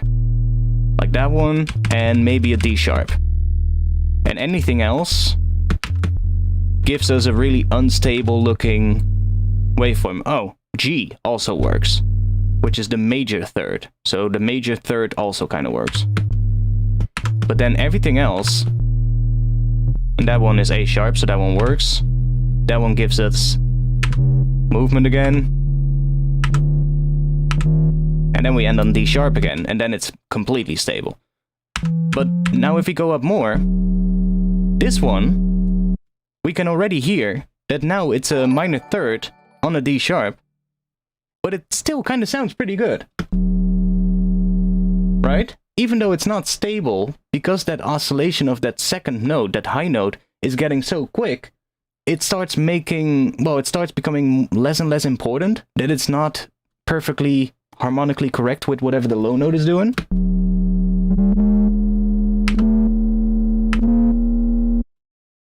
And then we can go up a lot,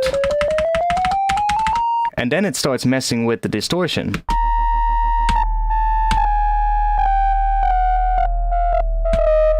So we could, maybe, take an A sharp here, and an F sharp here. So now we're actually creating a D sharp minor chord. But it still works. And the most important part is you should actually have this velocity sensitive as well. So if we do this, now the volume of the MIDI note controls a lot. So let me show you what I mean. We got that. We can take the volume of this top note down. And we can kind of control how much of that harmonic is affecting the distortion.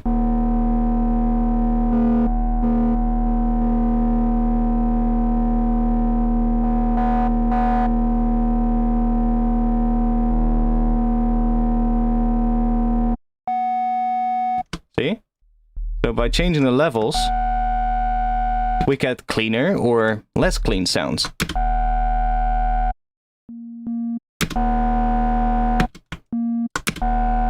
So the levels of these oscillators are really going to matter a lot as well, but you can basically just create a chord with a bass if you want. Just need to make sure that the higher notes are a lot higher. But this is a chord. This is a D minor chord, or a D sharp minor chord that we're playing right now. It's just being played with a bass sound. And that way you can have a bass sound that is actually contains a chord. Like there is a D sharp minor chord in this bass sound now. It doesn't really sound like it because they're so far apart, but there is a D sharp minor chord in it. Yeah, it sounds similar to FM, exactly. It sounds similar to FM, but this is basically just additive synthesis that I'm doing right now. I'm just adding the extra notes in here in the MIDI editor instead of doing it in the synth itself. And it is exactly what they did for Supersonic, totally. It is what they did. They used, if I'm correct, they also had like one bass layer and then another higher layer that did the higher notes. Very similar thing, actually, yeah. Because it's really cool. Like when you start pitch bending this, that's when it really starts being really fun. Like if you start pitch bending with these kind of things, yeah, that sounds so cool. And that's what they did in that track as well. They did a lot of that kind of stuff, pitch bending, because everything is then gonna pitch along the same amount, right? So you get that entire sort of like chord that just pitches down, which is really, really awesome. I'm kind of doing a little bit of that here on this layer, but it's done in a different way because they're all pitching with different amounts.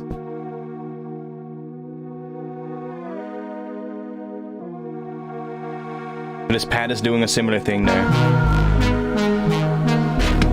Why are we hearing that one? Let's turn that off. Anyways, I had an idea. Probably lost it now.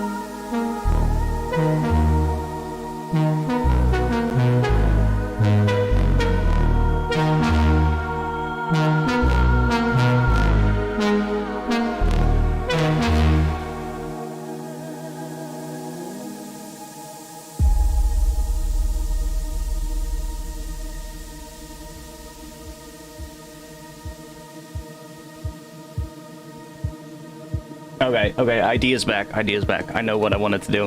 I was just checking on my speakers again real quick. For some reason, I don't know what this is. Oh boy. For some reason, hey!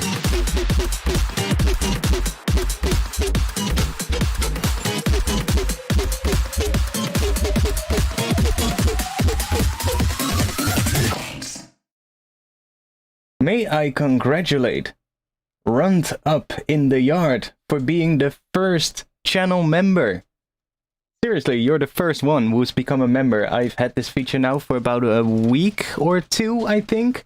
You're the first person who decided to sign up. Thanks. Don't want to stop the flow. I won't, don't worry. But I have to point that out. Thanks a lot.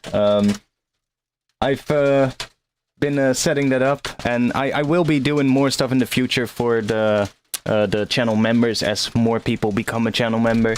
For now, it's just the badges and the extra emotes that you can use and that kind of stuff. But I'm gonna be doing more stuff on that as well.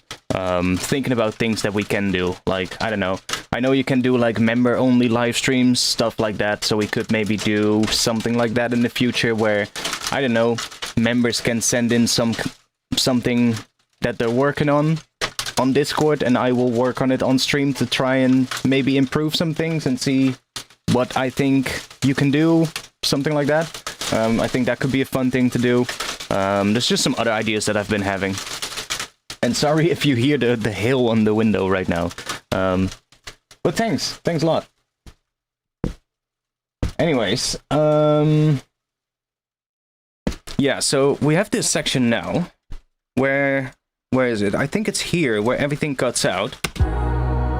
Oh yeah, and what I wanted to say, I'm not sure if this is just me, but when I listen on my headphones, or when I listen on my speakers and walk away from my screen just to the other side of the room and just listen, I hear different things. Like when I listen on my speakers, I often get ideas way easier than when I listen on my headphones. I'm not sure why that is. It probably has to do with how the difference in how it sounds is, but I kind of also don't get it when I'm sitting in front of my screen and using my speakers. When I just stand up and just walk away, don't watch the screen and just listen, for some reason ideas tend to come more easily. I'm not sure if that's just me, or if I'm just fucking stupid, or if that's an actual thing that happens.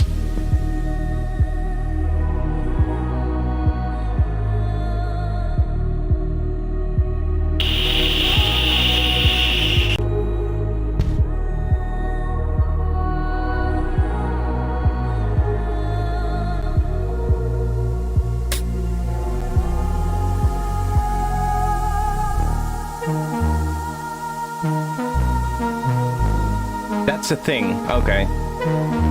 Well, I mean, I know it's a thing that when I go take a shower, I often get an idea for a track. Or when I go take a bike ride, I'll be riding my bike, and in my head I'll be like, you know, that kind of stuff. And then suddenly I go, oh shit, that should be, grab my phone, record it into my phone. I know that happens a lot. But like when I just sometimes when I have a little bathroom break during the stream, I just put on my speakers, I just walk downstairs, turn up the volume a little bit while the mic is muted, so I can hear the bass downstairs when I'm taking a piss.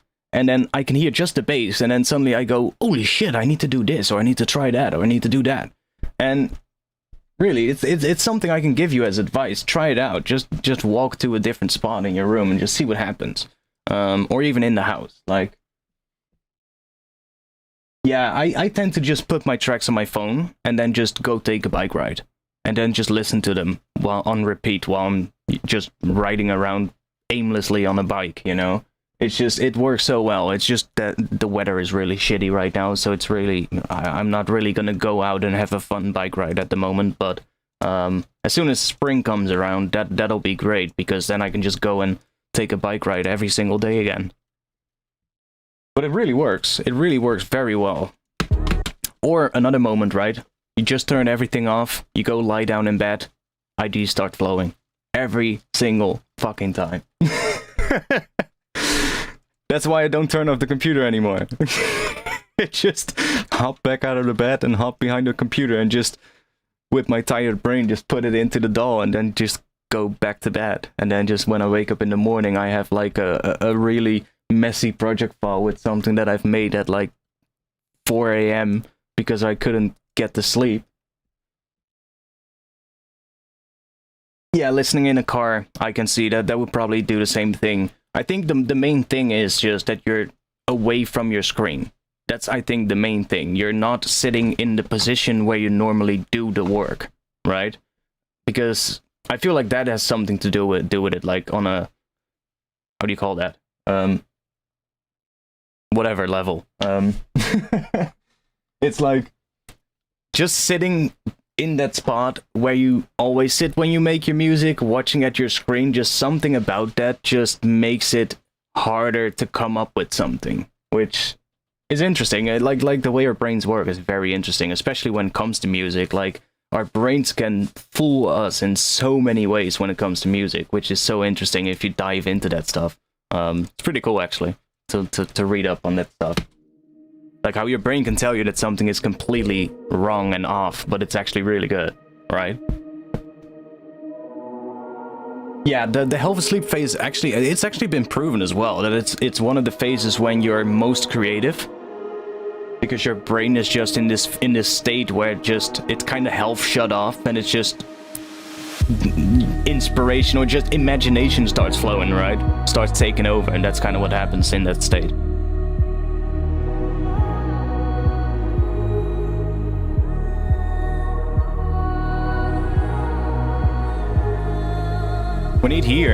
We need something there to kind of build the tension in that section. Bum bum bum bum bum bum.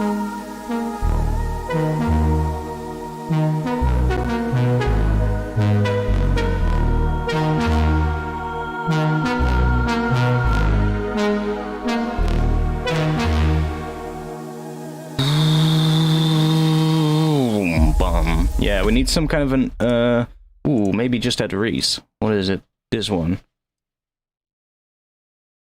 Like some kind of a Reese note here. After that thing. So right there, maybe? Which note? A sharp then, probably.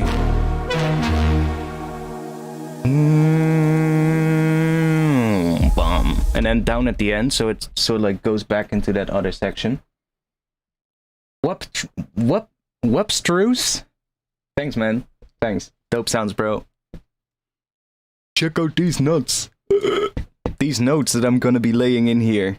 Let's see. Probably D sharp first.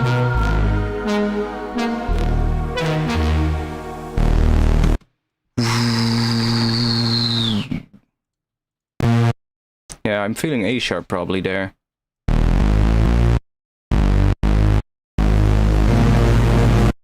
Sorry. Make that monophonic.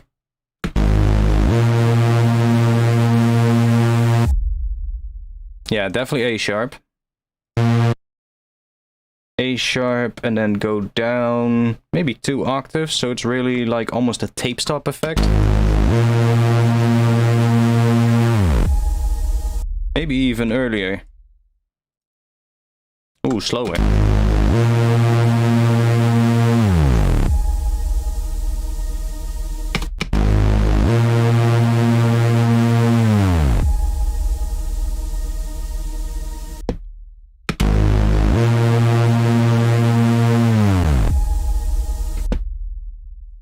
And then, let's just copy this. For now, oh no, let's not copy it. Let's keep it like this so that we can work on that patch a little bit more as well later. Let me just do it with a filter after this here. Let me just grab an auto filter and just add some filter movement to this.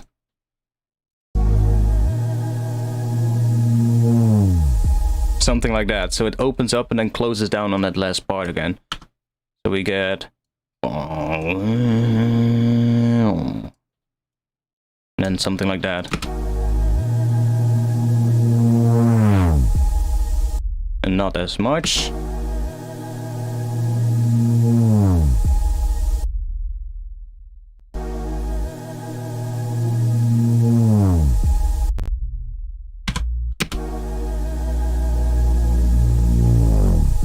That's better, actually.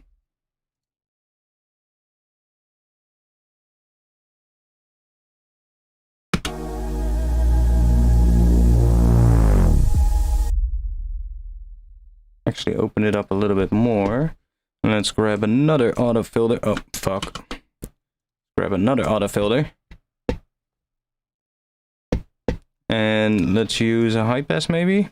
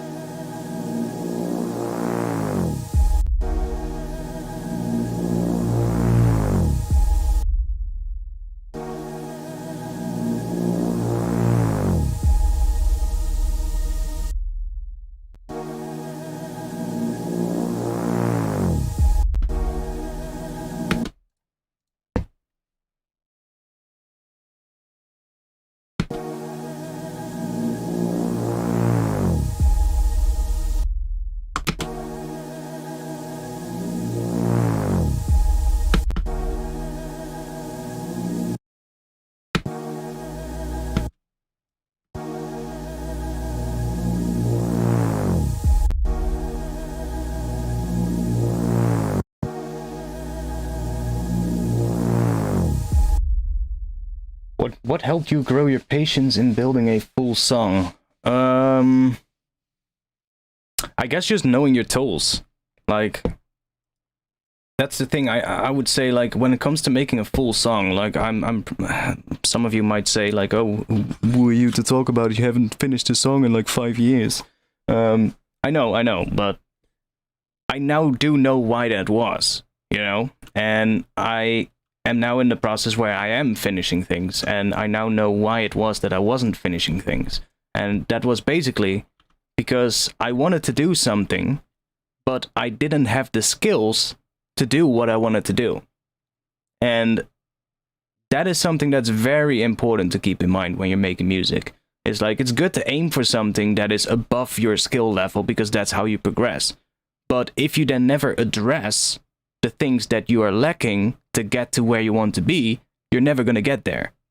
And that is something that I kind of realized at some point, and I started thinking like, okay, but why am I not getting there? Why am I not getting the results that I want to see? Why am I not getting the ideas in my head that I have? Why am I not getting those done? And I started looking at things in a different perspective, like, okay, why is this not working, right? And I started noticing like, okay, it's just because I don't know how to do it. And I need to work on that. I need to practice that. I need to get better at it. So you need to practice things, right? And only when you really know your tools and really know how everything works, you can start taking a step back and thinking, okay, now I have this idea myself. How do I use all of these things that I learned? How do I pick the right thing from that I need to achieve what I want to achieve? And that is something that's hard to explain. It's like, it's not something I can easily explain either. I wish I could, honestly, but it's just not the case. It's like, you need to figure that out for yourself. And the more people I speak to that are on a high level when it comes to making music, that are well known, that tour around the world or whatever, the more I notice that they all had a similar phase at some point where they had to sort of like recalibrate their brain.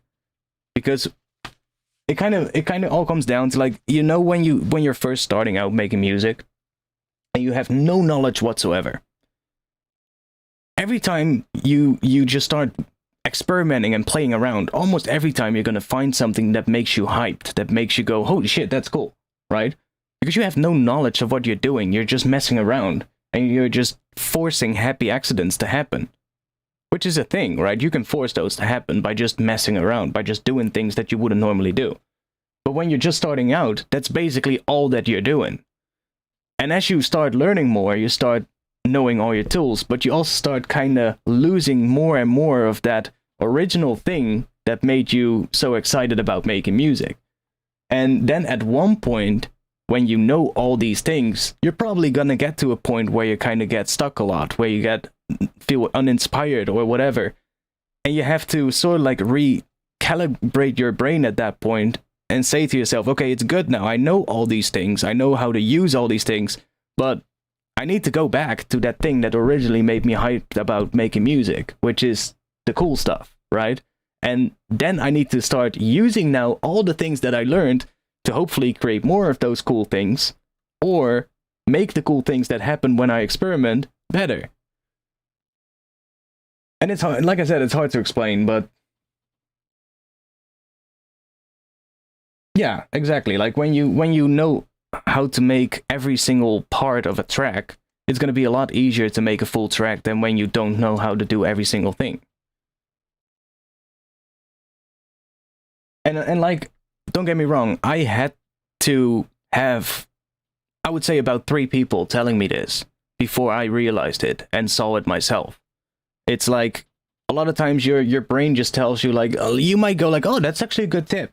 But then the next time you're making music, you've completely forgotten it, and you're just going back straight into the habits that you had, right? That's how we work as human beings. Sometimes you just have to be told 2, 3, 4 times the same thing before you actually start seeing it yourself. And I had a couple of people over a span of a couple of months say this to me as well, and that's when I went, okay, maybe I should listen to it, you know? Maybe I should think about this. And ever since I done that, I suddenly started making the few tracks that I've been working on in the last few weeks, and I am so much more stoked about these tracks than any of the things that I made in the last few years. And even after hours and hours of working on them, I'm still not tired of these tracks. And that says a lot. And that's something that I really started noticing, definitely.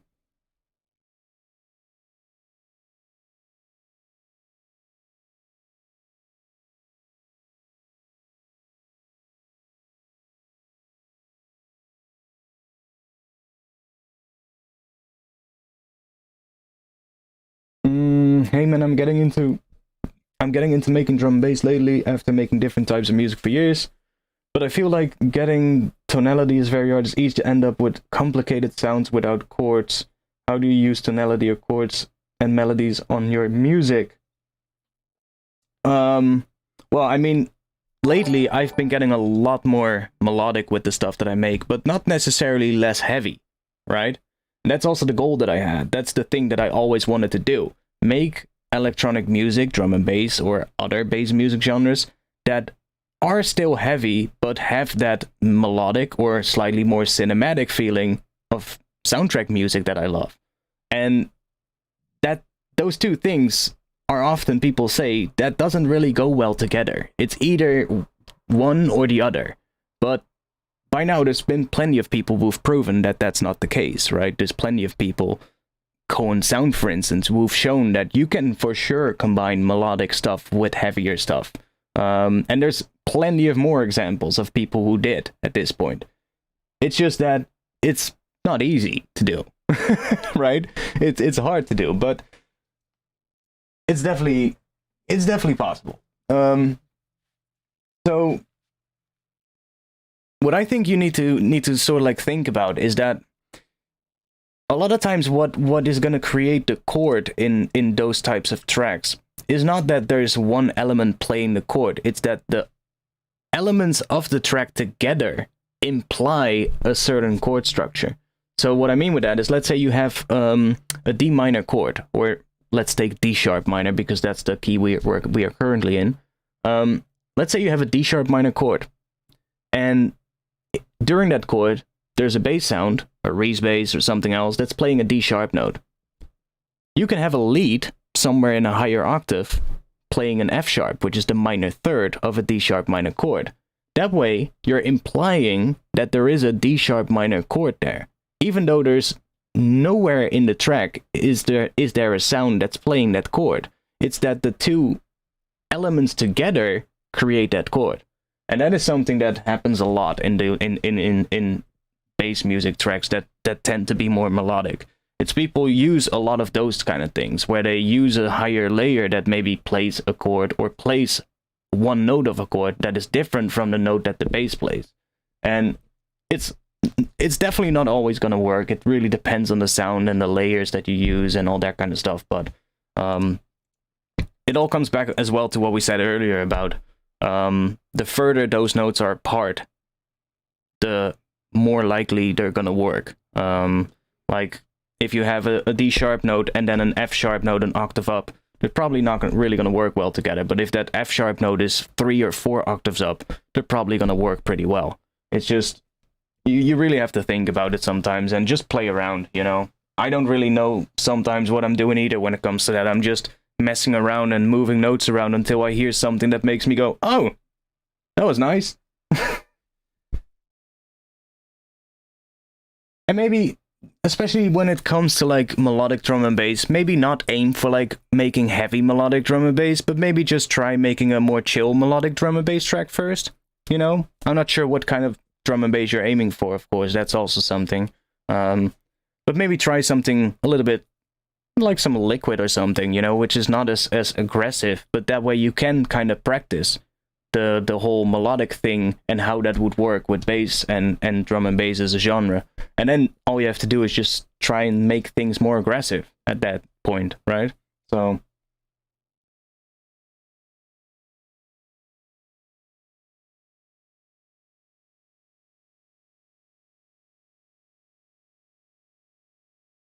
it really depends. It really depends.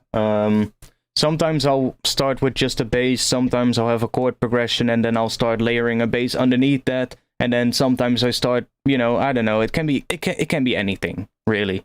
It can be anything. For this particular track, I knew the sort of like the chord progression that I wanted to do, so that's what I started with. But it can be anything. It was here it was literally just that chord progression of D sharp minor to B major to G sharp minor. That was basically what I came up with, and that's what I used to make that main lead sound, which just follows notes of those chords. So like this section is D sharp minor, this section is B major, and then this section is where it gets G sharp minor again. So it's just a very basic progression, and that's what I started with, and from there I'm just now sort of like trying to build a track around it.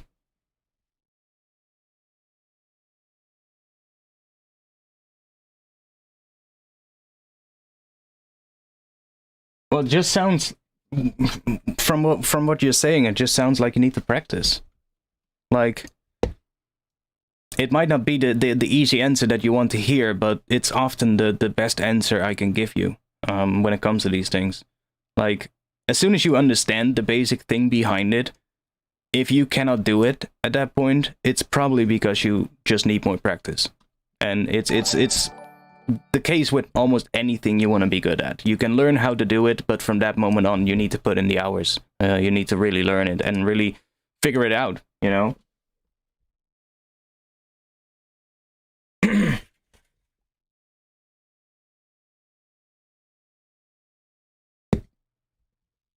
Anyways, let me get back to work.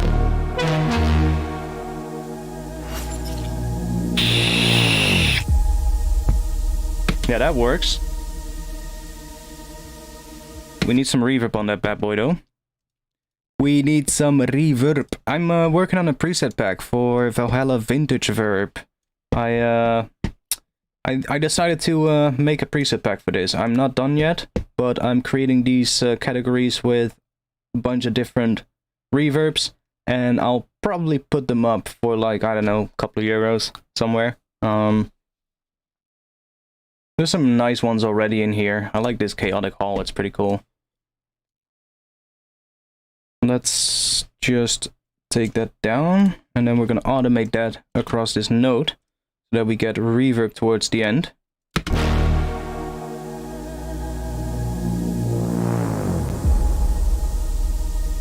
we go.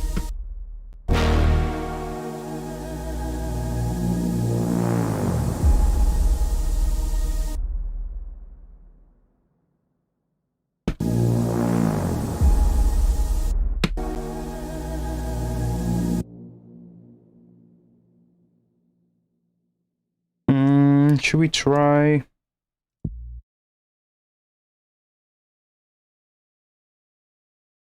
I do want to try this one at...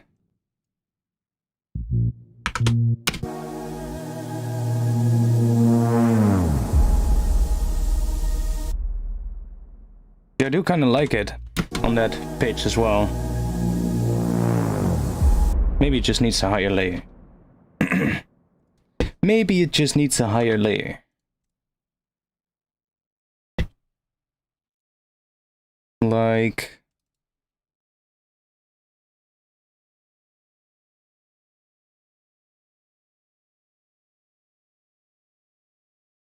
I know, detune solves everywhere, but we'll work on the patches later. Maybe an A sharp, so we get that perfect fifth on top of it.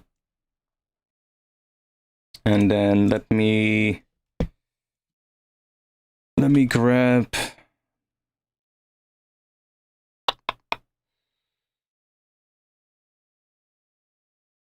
Let me grab all of this. Group these two together. And put this on the group.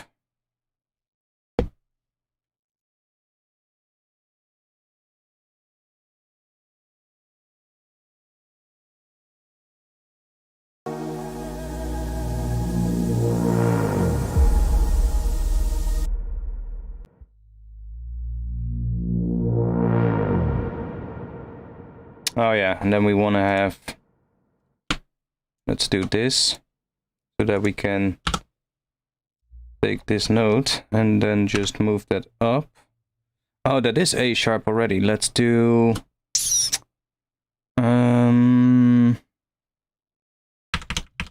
Is that F? I think the perfect fifth is F. Above A sharp.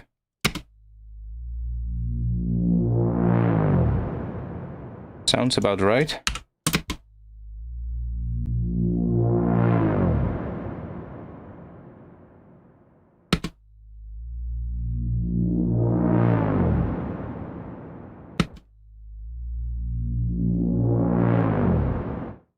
See here, I'm just playing around with different notes to see what works.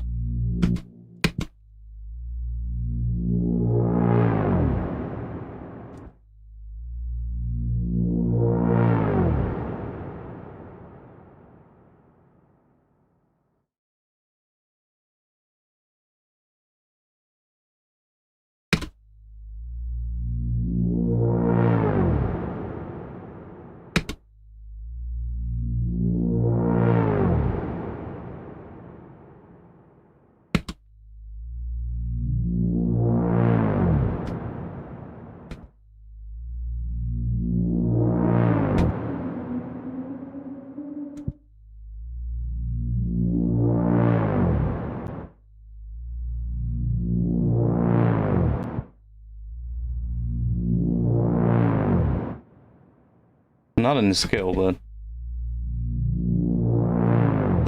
might just work.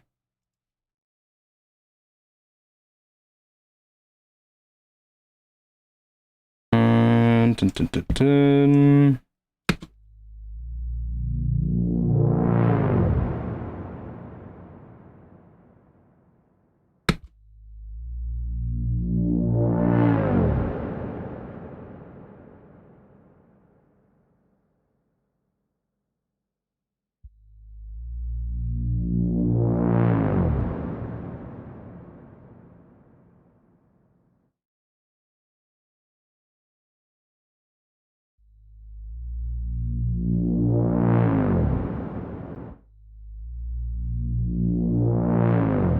Like, we can temporarily add that D note there.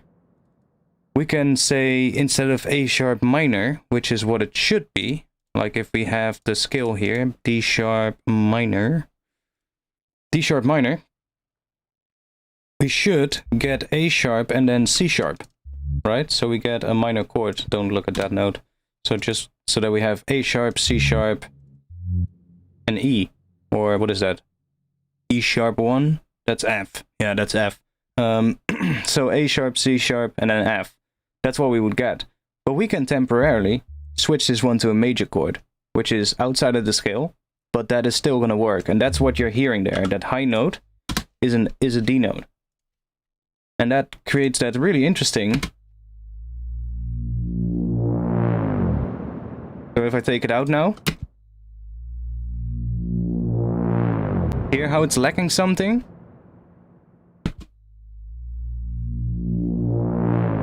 And now it has that little extra harmonic in it.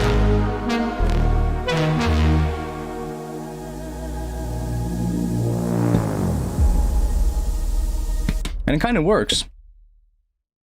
And we can even say, let's try this. Bending from that C sharp that we're supposed to get to that D note.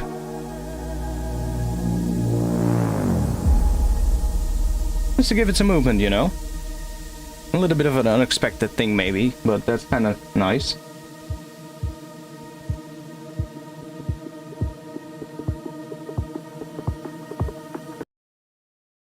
If you had to choose one artist that you would like to sound like, who would it be? Nobody.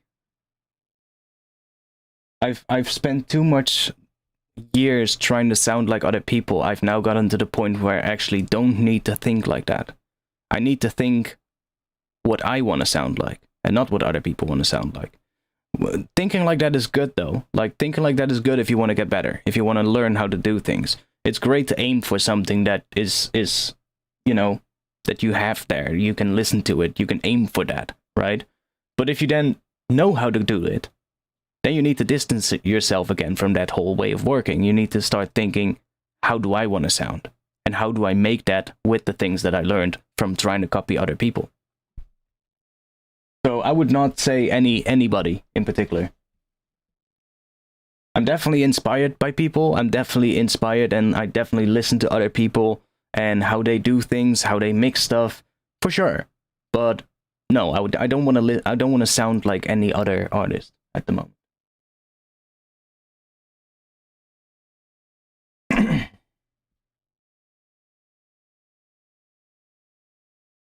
How do you get your sample preset packs up? Do you work with labels, sellers like Splice and Loopmasters, or you just upload them to Patreon, Shopify? I release my sample packs and preset packs through Black Octopus Sound, which is a third-party company basically that handles all the sales of it for me, and they also handle everything from customer service to getting it out on all of the other web stores, like Loopmasters, Splice, and all of those things. I don't have to worry about it. I just give them the packs. I say, here they are, put them up, release them, and they take a percentage, and I get a percentage, basically.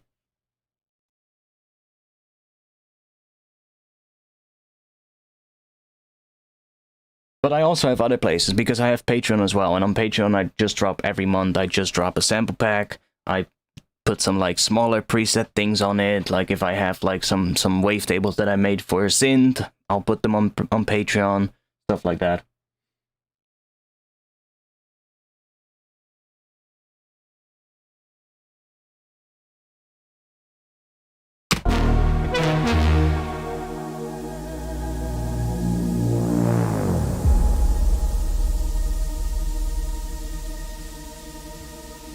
Okay, I need to hear how that sounds in context, so let's listen to the entire bit here and see how that comes in. That's the one thing with making more melodic stuff. I mean, I guess that goes for other stuff as well, but it's often, I don't like working in like a loop. Like, I don't like working, let's say, this section, that's what we're working on, and that loops over and over and over again. I don't like that. I need to hear, a lot of times, the entire thing in its entirety. Or at least from, let's say, a good amount of a section before what I'm working on every now and then, just to hear what it does in context and if it makes sense. You would see me do that a lot, actually, when I make music.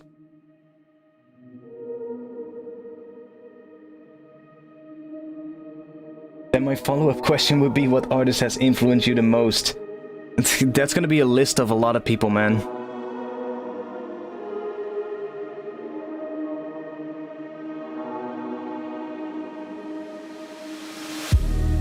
Presets are great, man. Presets are great for getting ideas and getting stuff down and just trying to come up with something. If you have to make every sound from scratch when you're trying to make something or trying to come up with an idea, you're probably not going to come to an idea because you're going to be spending too much time making patches.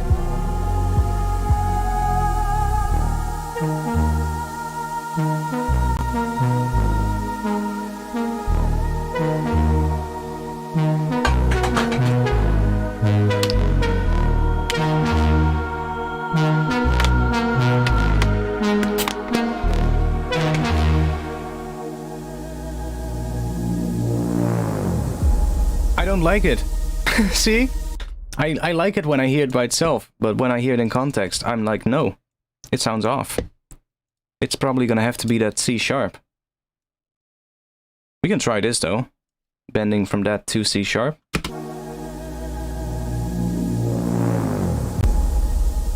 Which is just the minor third.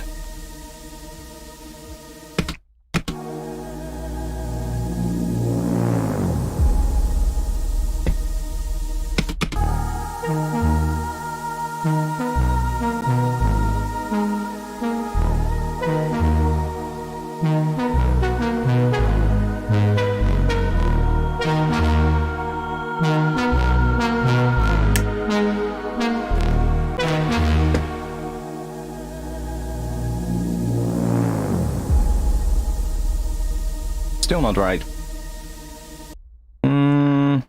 D sharp. Yeah, D sharp it is. What is D sharp? Well, A sharp is a perfect fifth above D sharp. So, I guess that's it then. It's not a major third, right? No, major third would be D. Well, whatever. It sounds good on D sharp, so...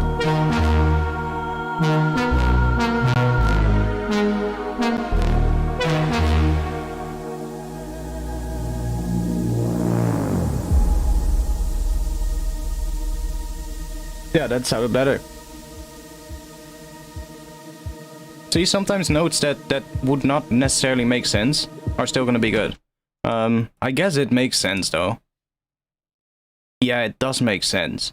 I am playing G sharp here, or D sharp here. So, right in front of where it comes in, I'm also playing D sharp. So it's just going to D sharp. It's just that Reese note is going to the perfect fifth, to A sharp. So the bass is playing that perfect fifth, but that other layer is playing a D sharp. So we're still in D sharp minor in this section.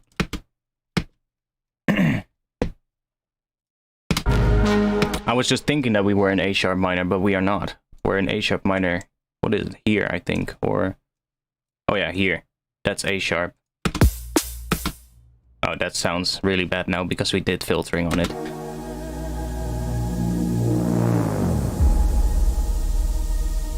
Okay, this section though.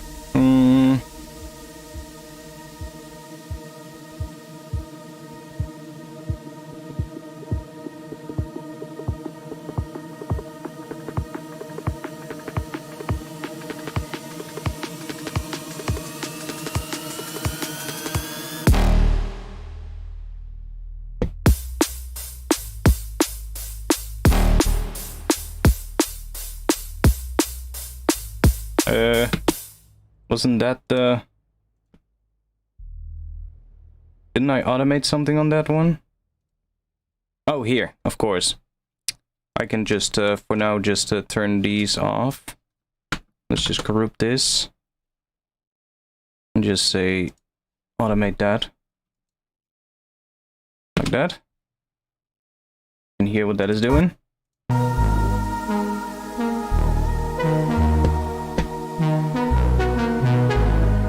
Yeah, I really like that lead as well. Beautiful thing about this whole lead is it also works with a regular drum and bass pattern.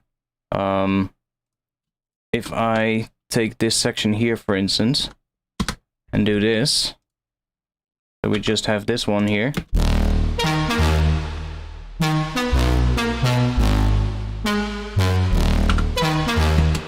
I can even just take the MIDI of this first one here, so it's the same.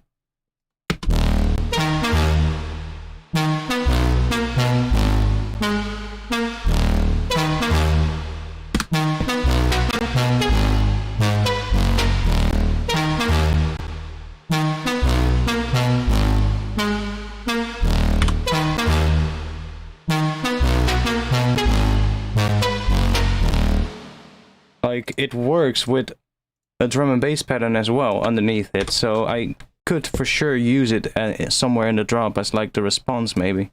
Why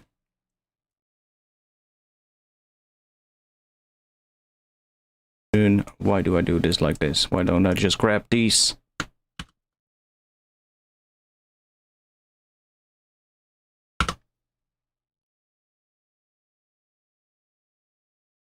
Like...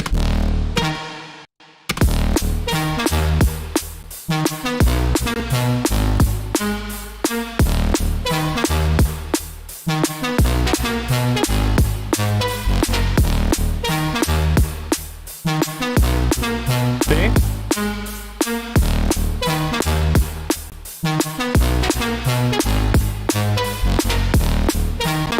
It just works with that as well, so I might just use that somewhere.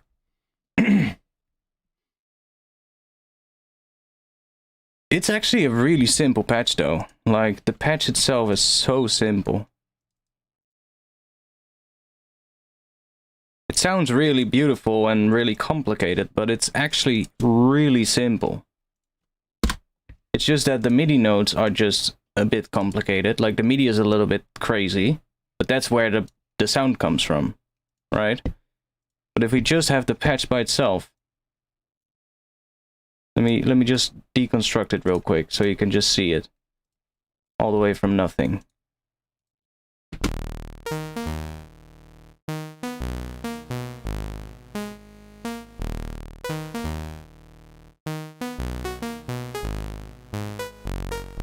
So that's what we have. That's literally just a saw. Then we have this one, which has some unison.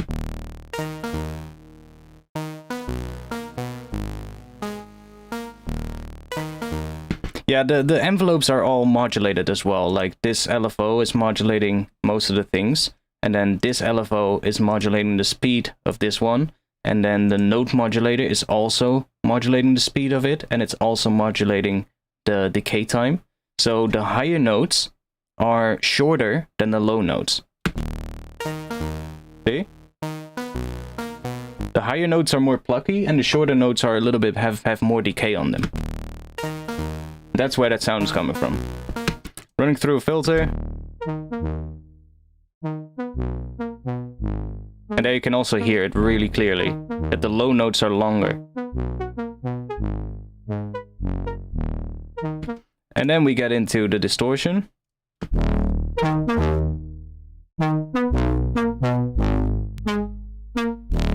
Multiband compressor. And some EQ.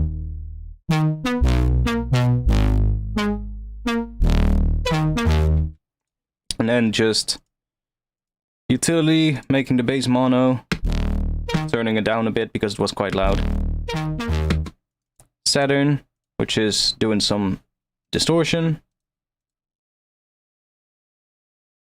Basically just warm tube on all of the ones except for the high frequencies, which is warm tape.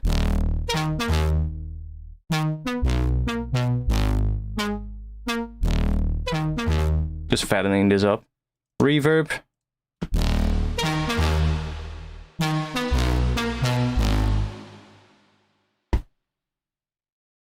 Sound of a dirty plate. I'll put this one. This one is part of the presets that I made, so that'll be up soon.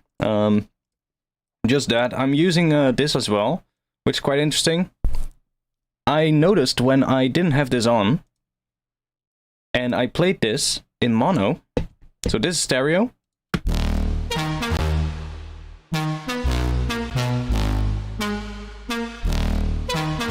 Right? And if we play that in mono, so let me go to the master and just select mono here.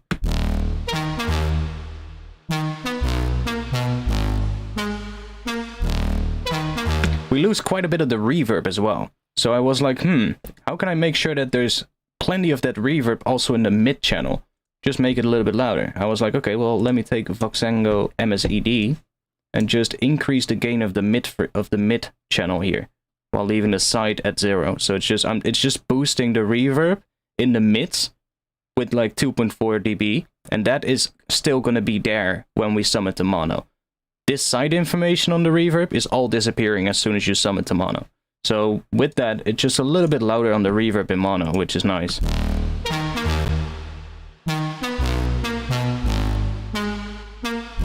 See?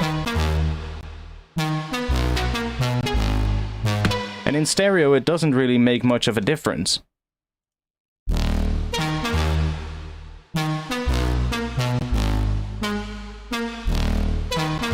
It doesn't really make much of a difference in stereo, but in mono you can really clearly hear it. So just to make sure that that reverb is still there in mono, I have that there.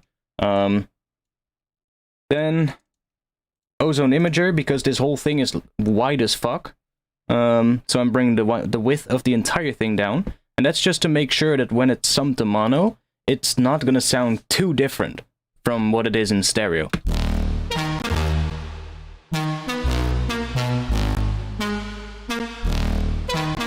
Kind of narrowing it down a little bit, which is nice. Saturator, auto filter, which is just automated somewhere, not important, and then sidechain compressor to the kick drum or to the kick and snare. Right now, and that's basically it. Yeah, I can show you that. It's really simple. It's kind of just here. If we go to the matrix, you can see that I have a whole bunch of stuff set up here. And that's all just to add, it's mostly all LFO1, see? LFO1 is connected to a lot of things, and then the note modulator is controlling the rate of LFO1. LFO2 is controlling the rate of LFO1, and then macro 4 is also controlling the rate of LFO1. So I have a whole bunch of macros set up to basically affect the speed of this thing. And what it's doing, this note modulator, you can see I've changed this graph. So when I play the lowest note, that one, you can see that that line is somewhere around here where that point is as well. So that just makes sure that that is the value it's going to be at. And then the high notes are going to be somewhere around here. See? So that is connected to a couple of things. To the master tuning. Oh yeah, of course. Yeah. It's connected to LFO1 rate and then to envelope 1. So that's to the rate of this LFO and then the decay time of this as well. So that the high notes are shorter. See, it's going in opposite directions, so that the low notes, which is here, that's right here, are 682 milliseconds or 83. And then on the higher notes, it brings this down so that the notes get shorter. And the same thing happens here, but it goes in opposite direction because the lowest point here is the slowest point and this is the highest point, so it goes in opposite direction. But that does the same thing. Yeah, it's just note to LFO rate, and it just makes it so nice. But I did have to do it on the decay time here as well, because otherwise it would sound a little bit weird. It still sounds a bit weird. I probably should bring the sustain all the way down.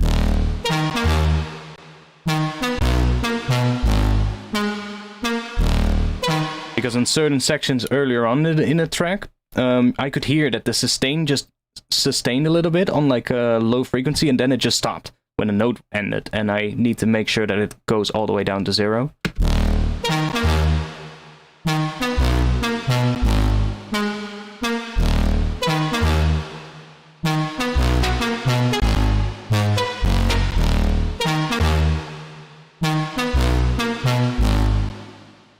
But yeah, you can really see how much of a difference that makes. Like if we take that off.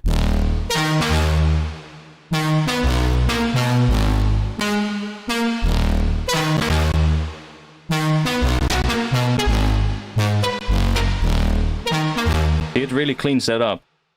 And then these macros, yeah, they're pretty straightforward, I guess. Might look a little bit complicated, but first one is just the amount of this one applied to the filters. So if I bring this one down,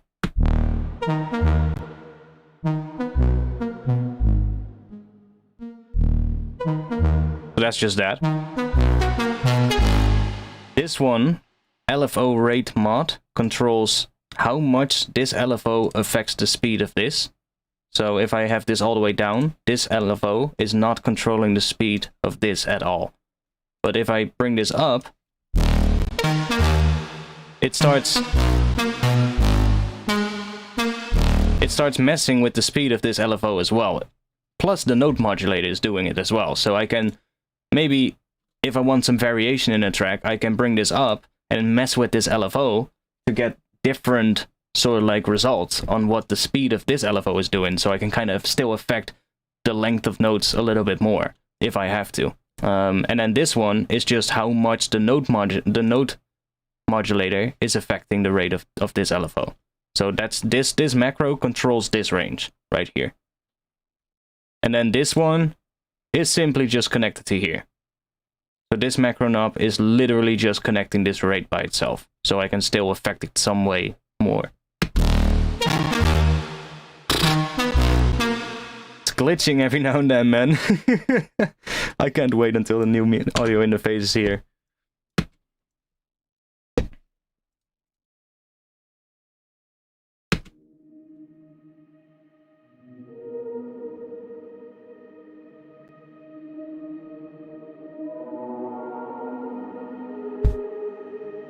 Well, it gets a slightly longer attack if I bring the, if I go in here and mess with the macros.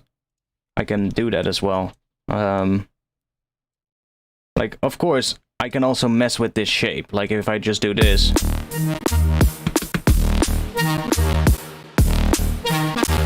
Why is it suddenly glitching so much?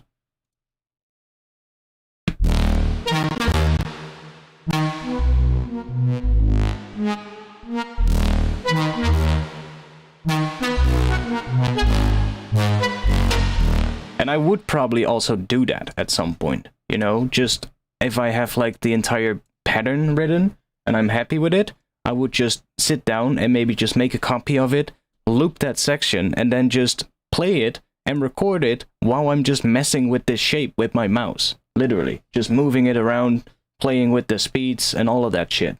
Just so that you get a whole bunch of variations on the patch that you made that you can then maybe chop up and drop into your drop every now and then just to keep things interesting, right? Just as variations. So I would definitely also do that at some point, but it's a little bit early for that now. Not sure why it suddenly got more glitchy there though. That was weird.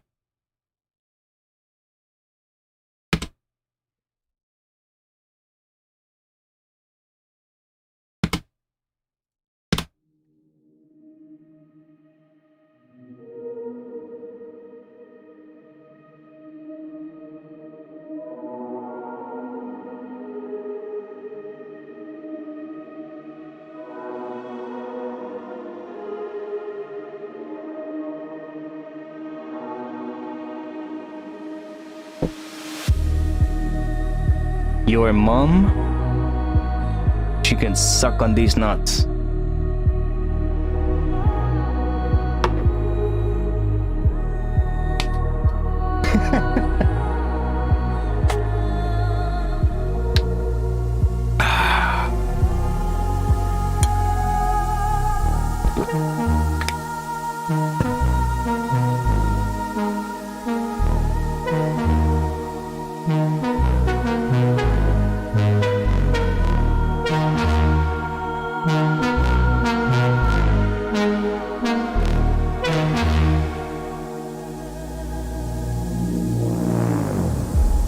We need a longer reverb on that last hit of the lead here. We need really long reverb here. Let me close these down a bit because it's getting a bit crazy here. Well, not really actually. Look more crazy than it was. Let's grab ourselves a nice long reverb. Valhalla Vintage Verb. Open up this rack. Drop it in here. because this is just a reverb rack, so let me just call this reverbs. What kind of drop are you feeling for this? Yeah, I'm not entirely sure yet. It needs to be big though, that's for sure. But it also needs to kind of continue with the melodic structure as well. So it's gonna be an interesting one, but it's probably gonna struggle a bit with it, to be honest. But I'm fine with that. Last tune that I worked on, I also had a huge moment that took me a long struggle until I found the actual drop. But when I found the drop, holy shit, did it ended up sounding cool. So yeah. I'm fine with it. Let's see, which one should we use? Yeah, that's nice. Maybe a bit too long. We can take this, and then let's just grab ourselves a utility. I can automate this gain as well, but I'm just gonna take this so I can still use this for, like, gain staging. I'm just gonna take this and bring this down. And then we're just gonna go right here on that last note. We want that reverb to come in. Let's just come on. Set that to 0.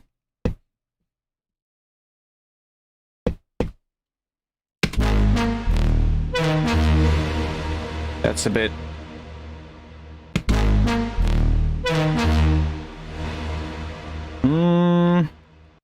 Ooh, should I do?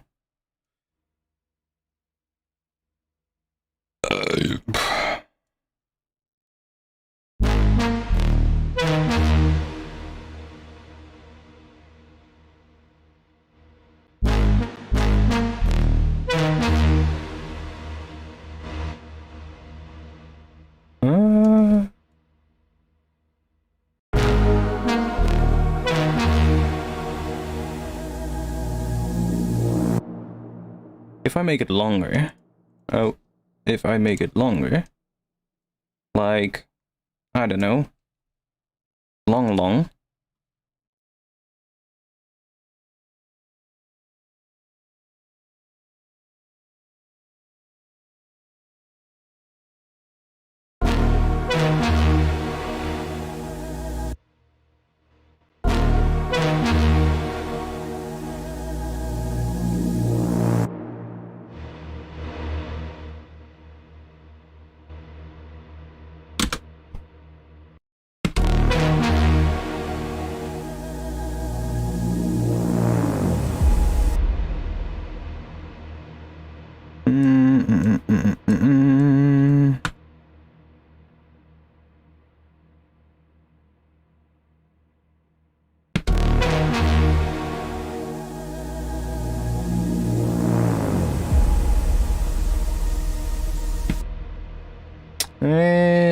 Not really liking it. Let's just get rid of this one. I'll probably do it in some other way, but I'll do it later. I don't really care about it now.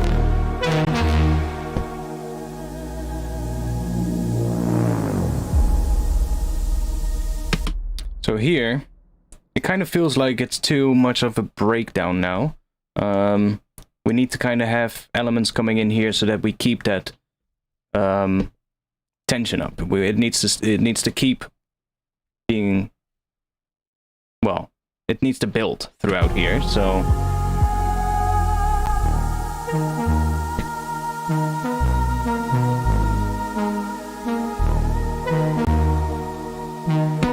yeah, what I could do, this is actually a much better idea. Oh, not a MIDI track.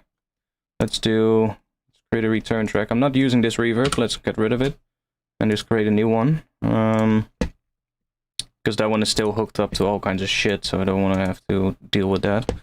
Let's just grab ourselves a vintage verb on here. I'll just grab that one. And then we can just use this one here. So now it should just, I just want to have a little bit more decay on that reverb here. So I don't know, maybe do something like that.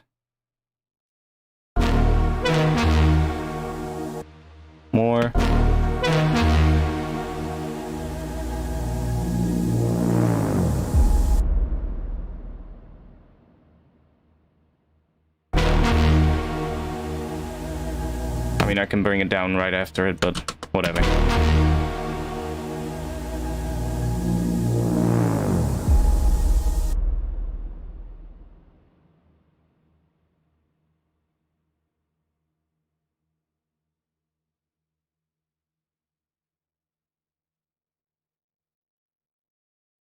You could go like orchestral and big, but maybe very dry and minimal could be dope. Yeah, I'm not sure the drop is going to be. I am thinking quite big though. Don't think minimal is going to be the one for this.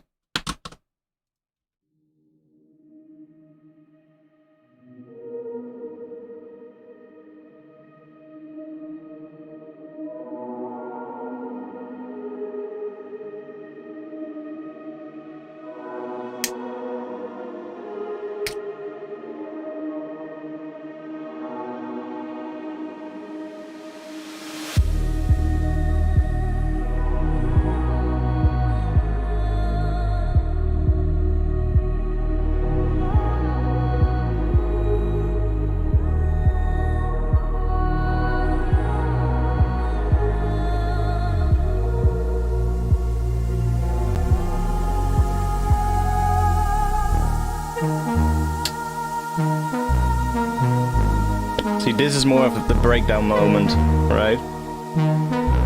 But the next section, it needs to start rising. It's already building here. It needs to be more rise here in this section. And it just needs to keep going.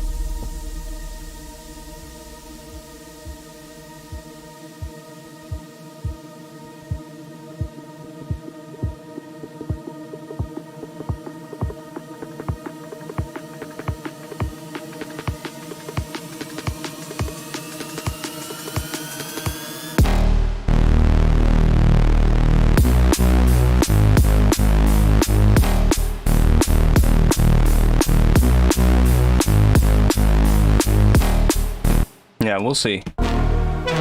Working more on this section first now.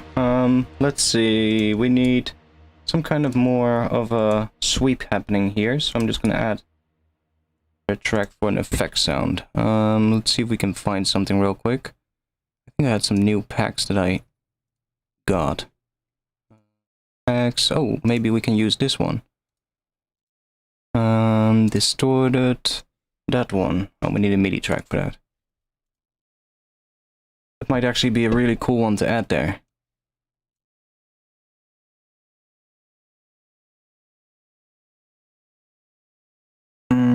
Right here.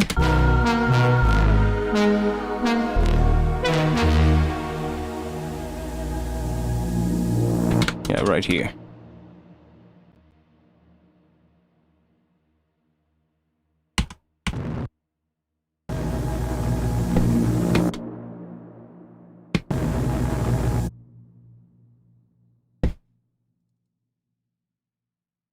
Mod wheel.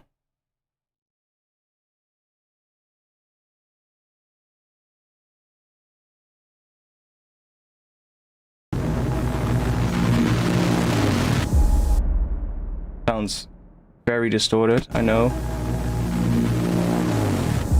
Bear with me.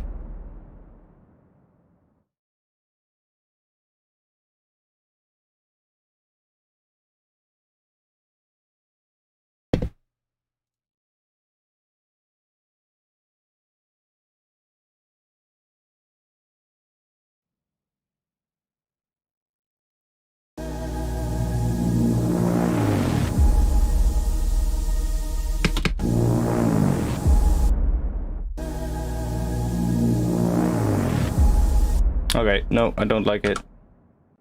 Back to the other one. Packs. Still need to organize these, but if I'm correct, yeah, I had these. Do they have some nice rising sounds? They do. They're really long. Okay. Then I go in here. Sound effects. I have some shorter bits here.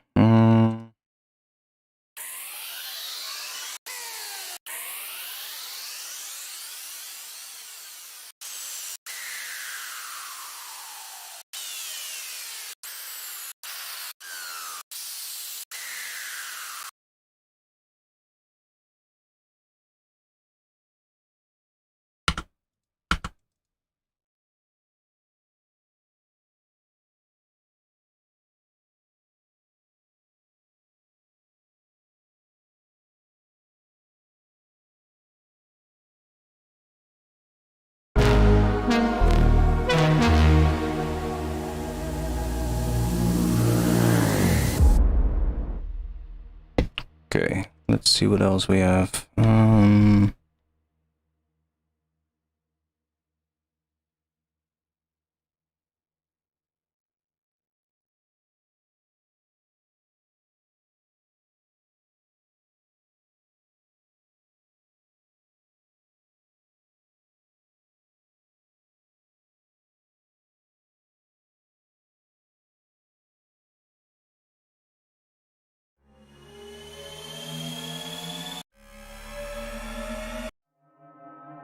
Oh, you know what? Actually, that might not be that bad of an idea. Take one of these.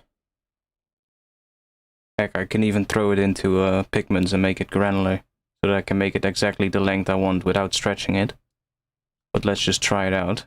See if we just have like some kind of a riser, sort of like coming in here, and then it just extends into the next section to kind of keep that thing going. See if that works.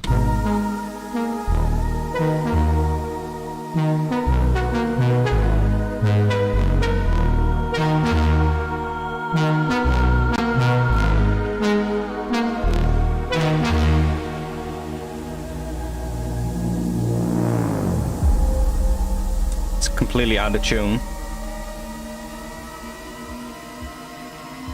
But that will work. That will work. Something like that. Okay, then I have an idea. Let's take a pigments and make ourselves a granular riser. Let's go. Pigmentus. Where are you? Right there.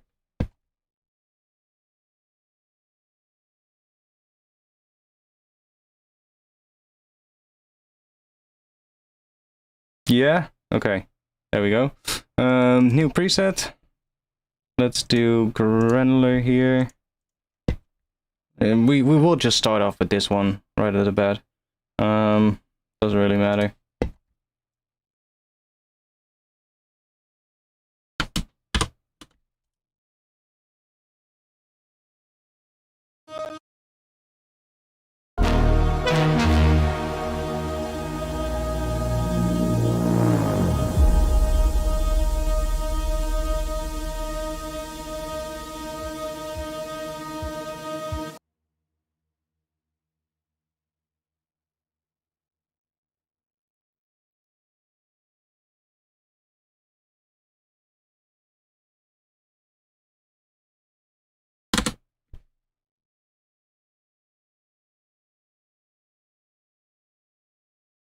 Let's just do this. Like that or something.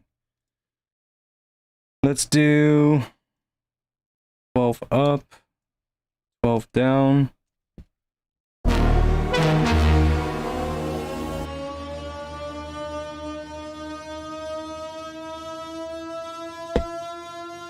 Let's see what we get. Let's go to the Patreon pack and grab one of these samples. Ooh, no, I have an idea. What if I... Ooh,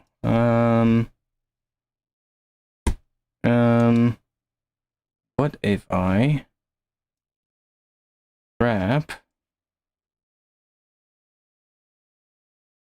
here? We make a copy of this right here.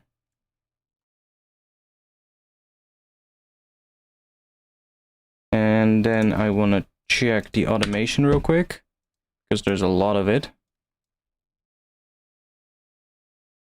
Let's just get rid of all this automation. Like that. And then let's see, we have the filter envelope, we want that to be up. Then we have the LFO rate, we want that to be up, or here. Then the note rate, yes, we want that up as well.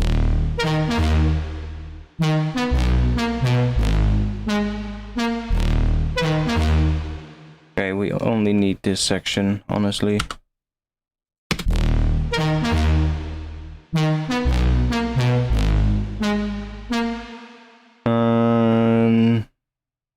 Auto filter frequency, probably want to have that up.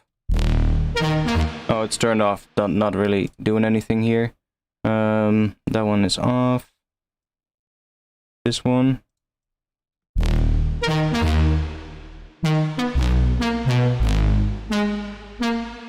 Not really important. Okay, so if you bounce this to audio.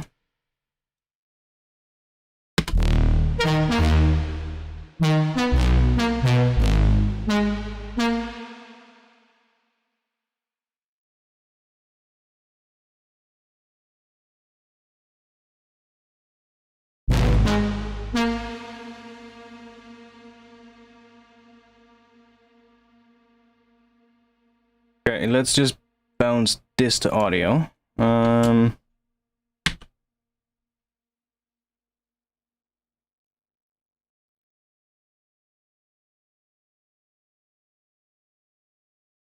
Normalize, yeah, that's fine with me.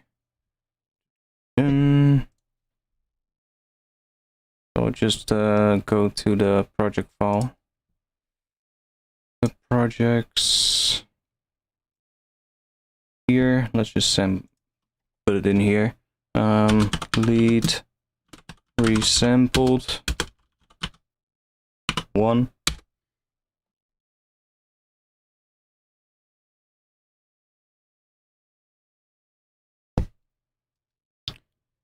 So we can go back here. Pigments.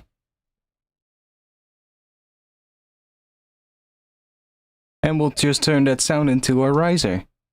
Hey, that way it actually should fit the track pretty easily. Go to projects, or I can just go here. Drop that in there. And then let's go in edit. Let's set this to D sharp. This note is D sharp 3. It is. Okay, good.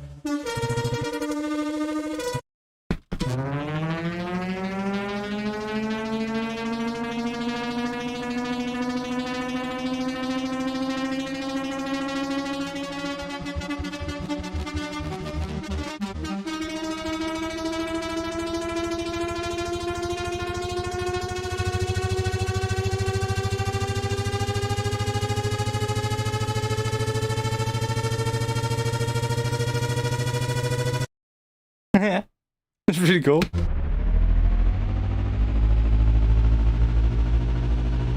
I love it so much that you can add unison to the granular engine in Pigments. Pigments is just turning this sample now into a granular synth. So you can see it happening here, right? If I bring the grain density down a lot, it's creating one grain. And it keeps doing that, see? And if you bring this up, it starts creating more of them. I need to go up a bit. See?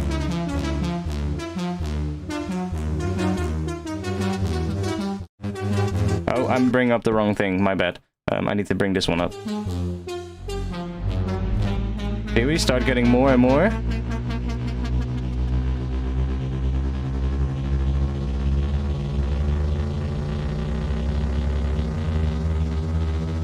And now it's just turning it.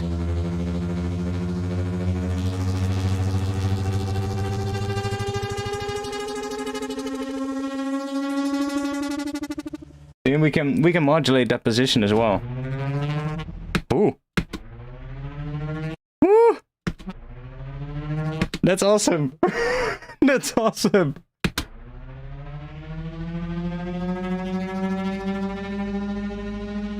That is cool.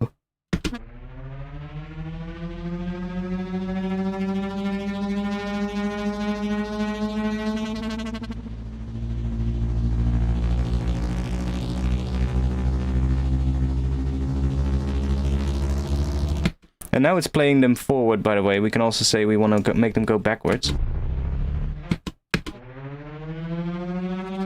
Even better.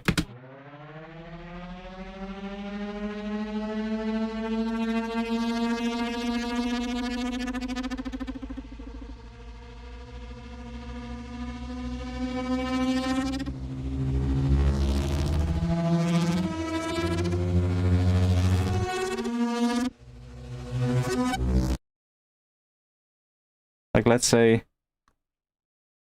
we can do, so how long is that? Okay, we need to do it with a macro. Let's just do a macro. We can, oh, can we do it that way? Can we do this? Let me see if I can make this work. Oh, I'm wondering if it's possible, if I can do it. Macro 1, let's try it. Combinate. Macro 1. I want to control this.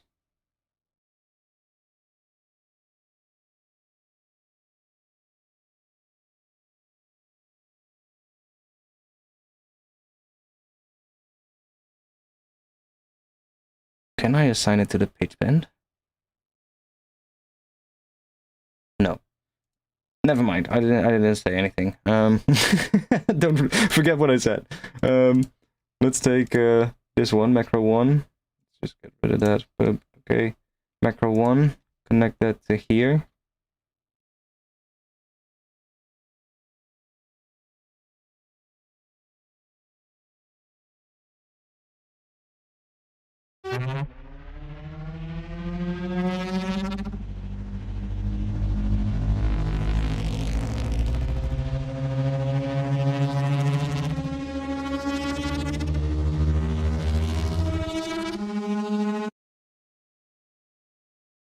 Okay, so if we automate that, we get some cool stuff, of course.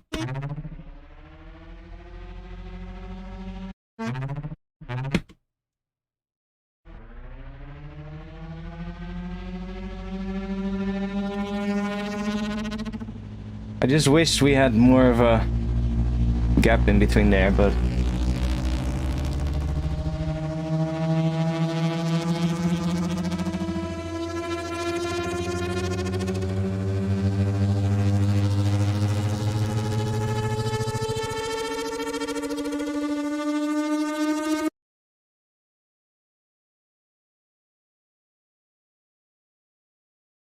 can also do this.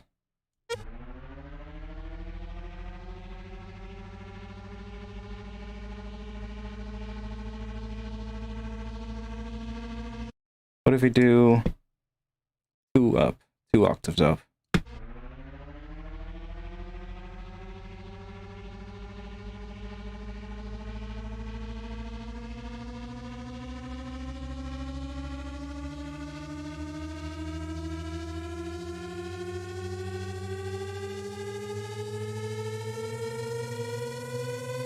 Oh yes, we need to connect macro 1 to here as well.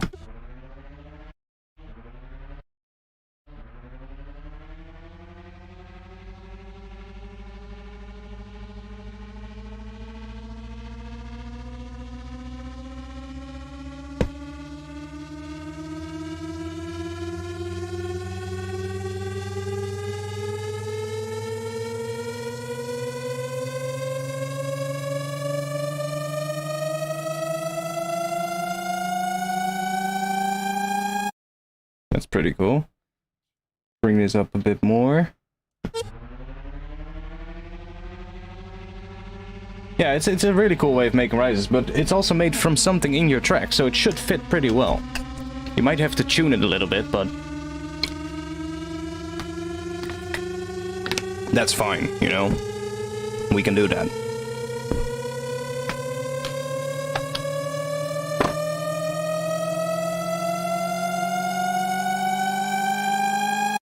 That's cool. That's cool. Let's see how that sits in the track. Go back a little.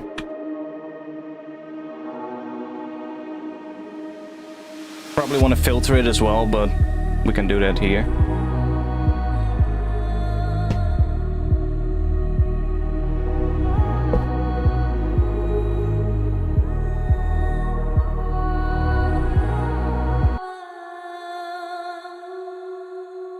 Vocal sounds so good. I redid the reverb on the vocal since last stream. It sounds so much better now. I've been using the vocal to make some of the presets for the upcoming preset pack for Vintage Verb.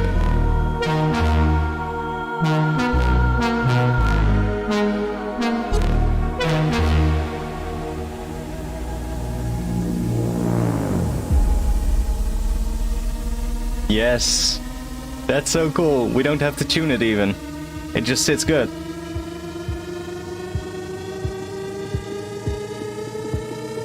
This is great. This is a good rise already. We can process it a bit, but... Oh yes! That's gonna be sick. That's gonna be sick as fuck. Pardon my language. Vocal is from Contact. It's Ethera EVI 2.0 by 0G. By Clara Saurus. She's made a whole bunch of things. She's featured on a whole lot of tracks. But she made this library together with 0G. And they have a couple of ones actually. I have a couple of other ones as well. They also have one for like vocal atmospheric things and those kind of things. But this one is really nice, and it works so well with the legato. This is a legato instrument, and they actually I'm not sure how they did the legato. Can we see it? Is it a... Because I think it's a sampled legato. Oh, we need the mapping editor. I think they actually sampled the legatos, which is really cool. Because there's two patches of the legato version. There's this one, and then there's one that says that it's a programmed legato, so script legato. So I think this one is a sampled legato, because I don't see a scripted legato in here. And it's really nice. It sounds beautiful. No, it's not free. This one is not free. I'm not sure how much it is, but it's not... I don't even think it's that expensive. Oh. But it sounds really good. For this kind of stuff, at least. Like... Did you hear the transition? It just has that little extra...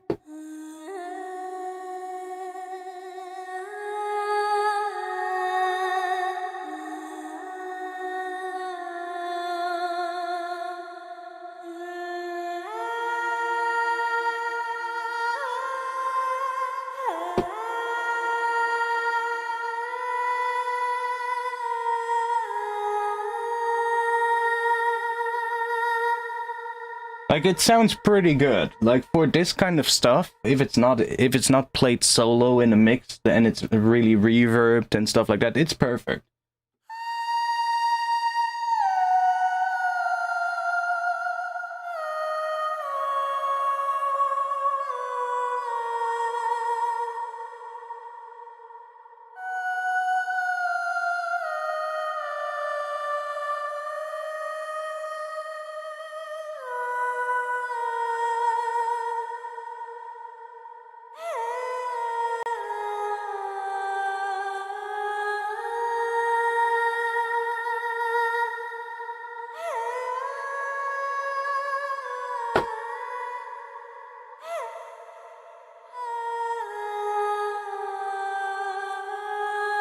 Wow, this is actually a really cool pattern.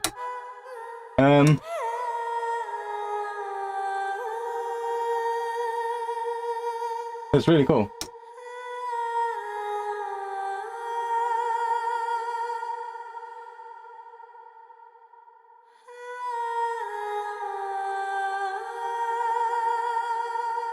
could be in, what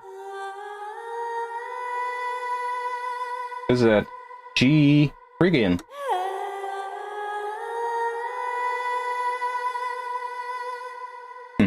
Might have to remember that. That's a really good idea.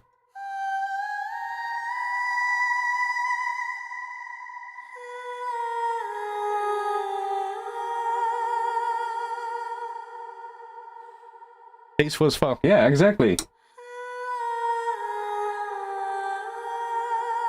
I love the sound of it. Let me actually, before I forget it, I'm just gonna put it somewhere out here.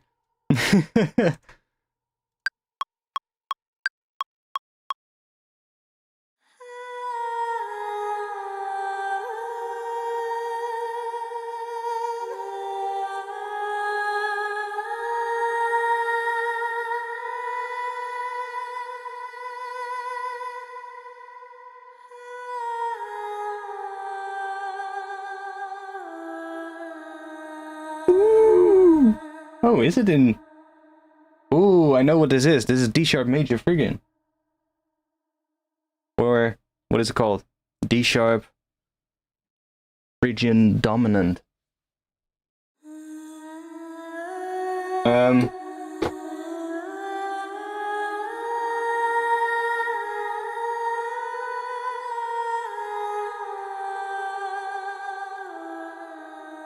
Yeah, E flat, Phrygian dominant, whatever you want to call it.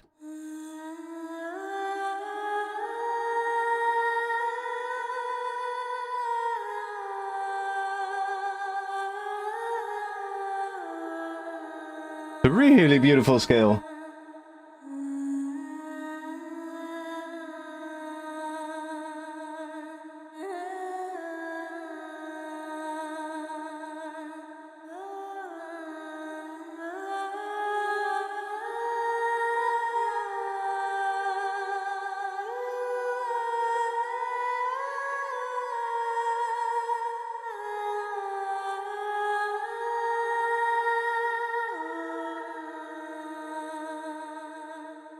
Yeah, beautiful. I think I know what the next track is going to be. Next track is going to be a major Phrygian track. For sure.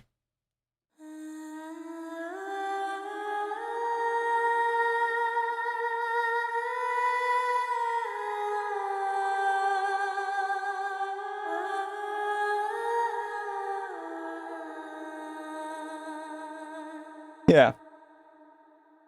It's like the mother is calling and we're being summoned to make the best TV ever. I love it though.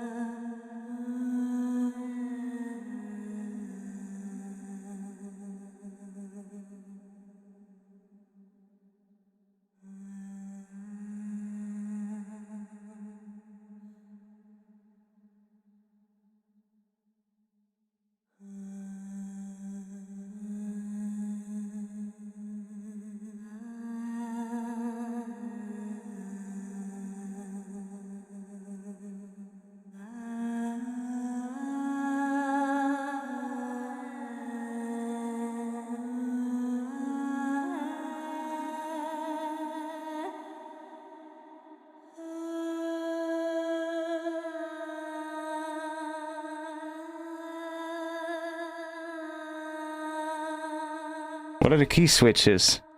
Didn't it have key switches as well? Oh, it's right there. Nice.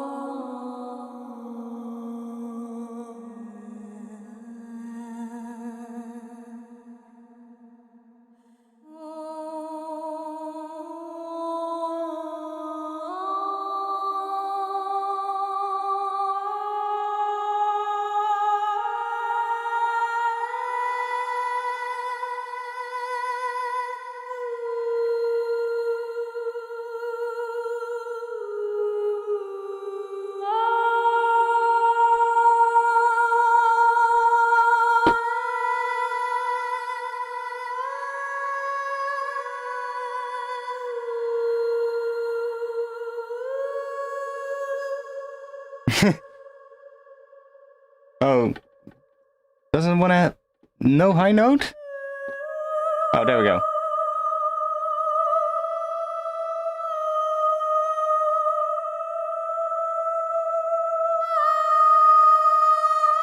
Ooh, some of them are really loud as well.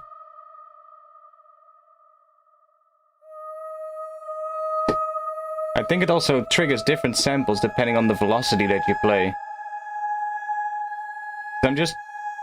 I'm playing every time I'm playing the same note. Oh, it just has 4 round robins. Yeah. There's 4 round robins. See, but sometimes it also triggers a really loud one, which is if I do a legato and hammer the note, it triggers a really loud sort of like legato section that it goes into, which is really nice. But if you play really slow legato or really really low legato notes like low velocity, then it triggers a different legato sample. So that's pretty cool.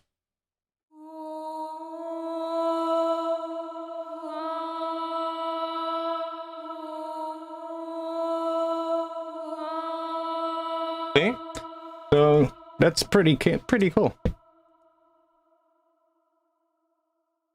Anyways, I think we're gonna stop streaming soon.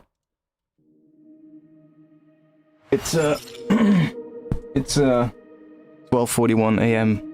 for me.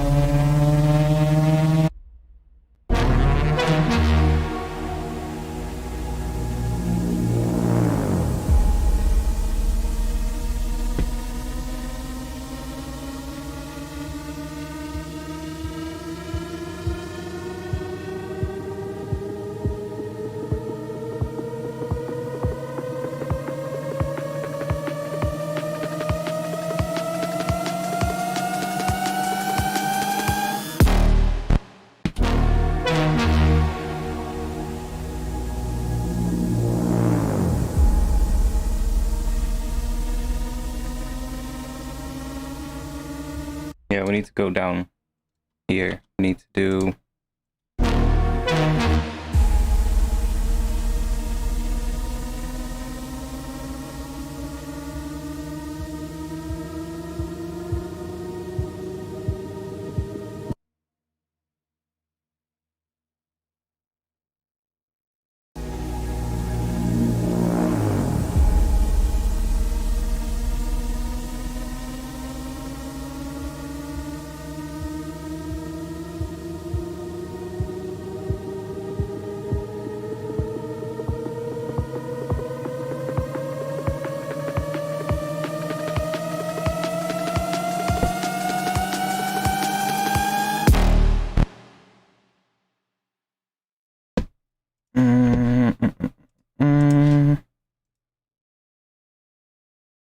There, actually, let's that.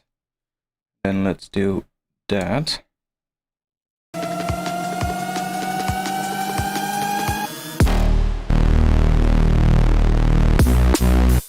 We have this one as well, that's just continuing there, but I'm just gonna go do this for now. There's some more stuff. That one end there, that one end there.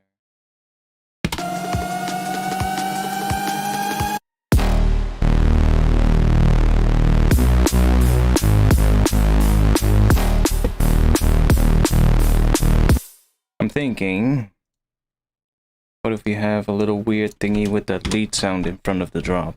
Like, bloom bloom. Some weird thing. Yeah, I'm almost gonna stop. Bloom. I don't know what. E sharp with what?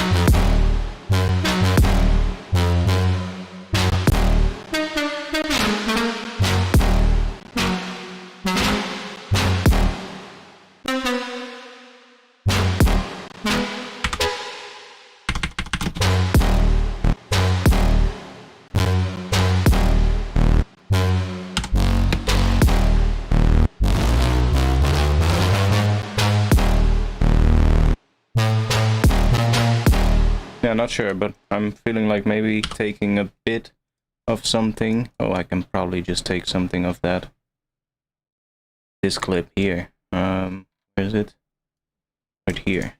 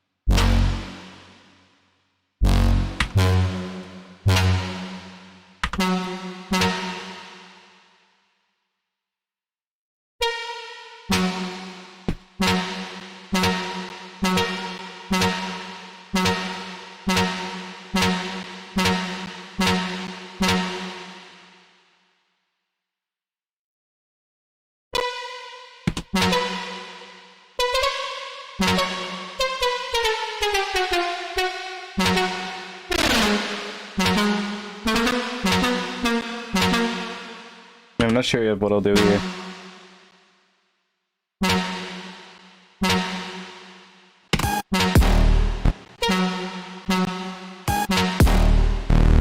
Actually, that could work. Something like that.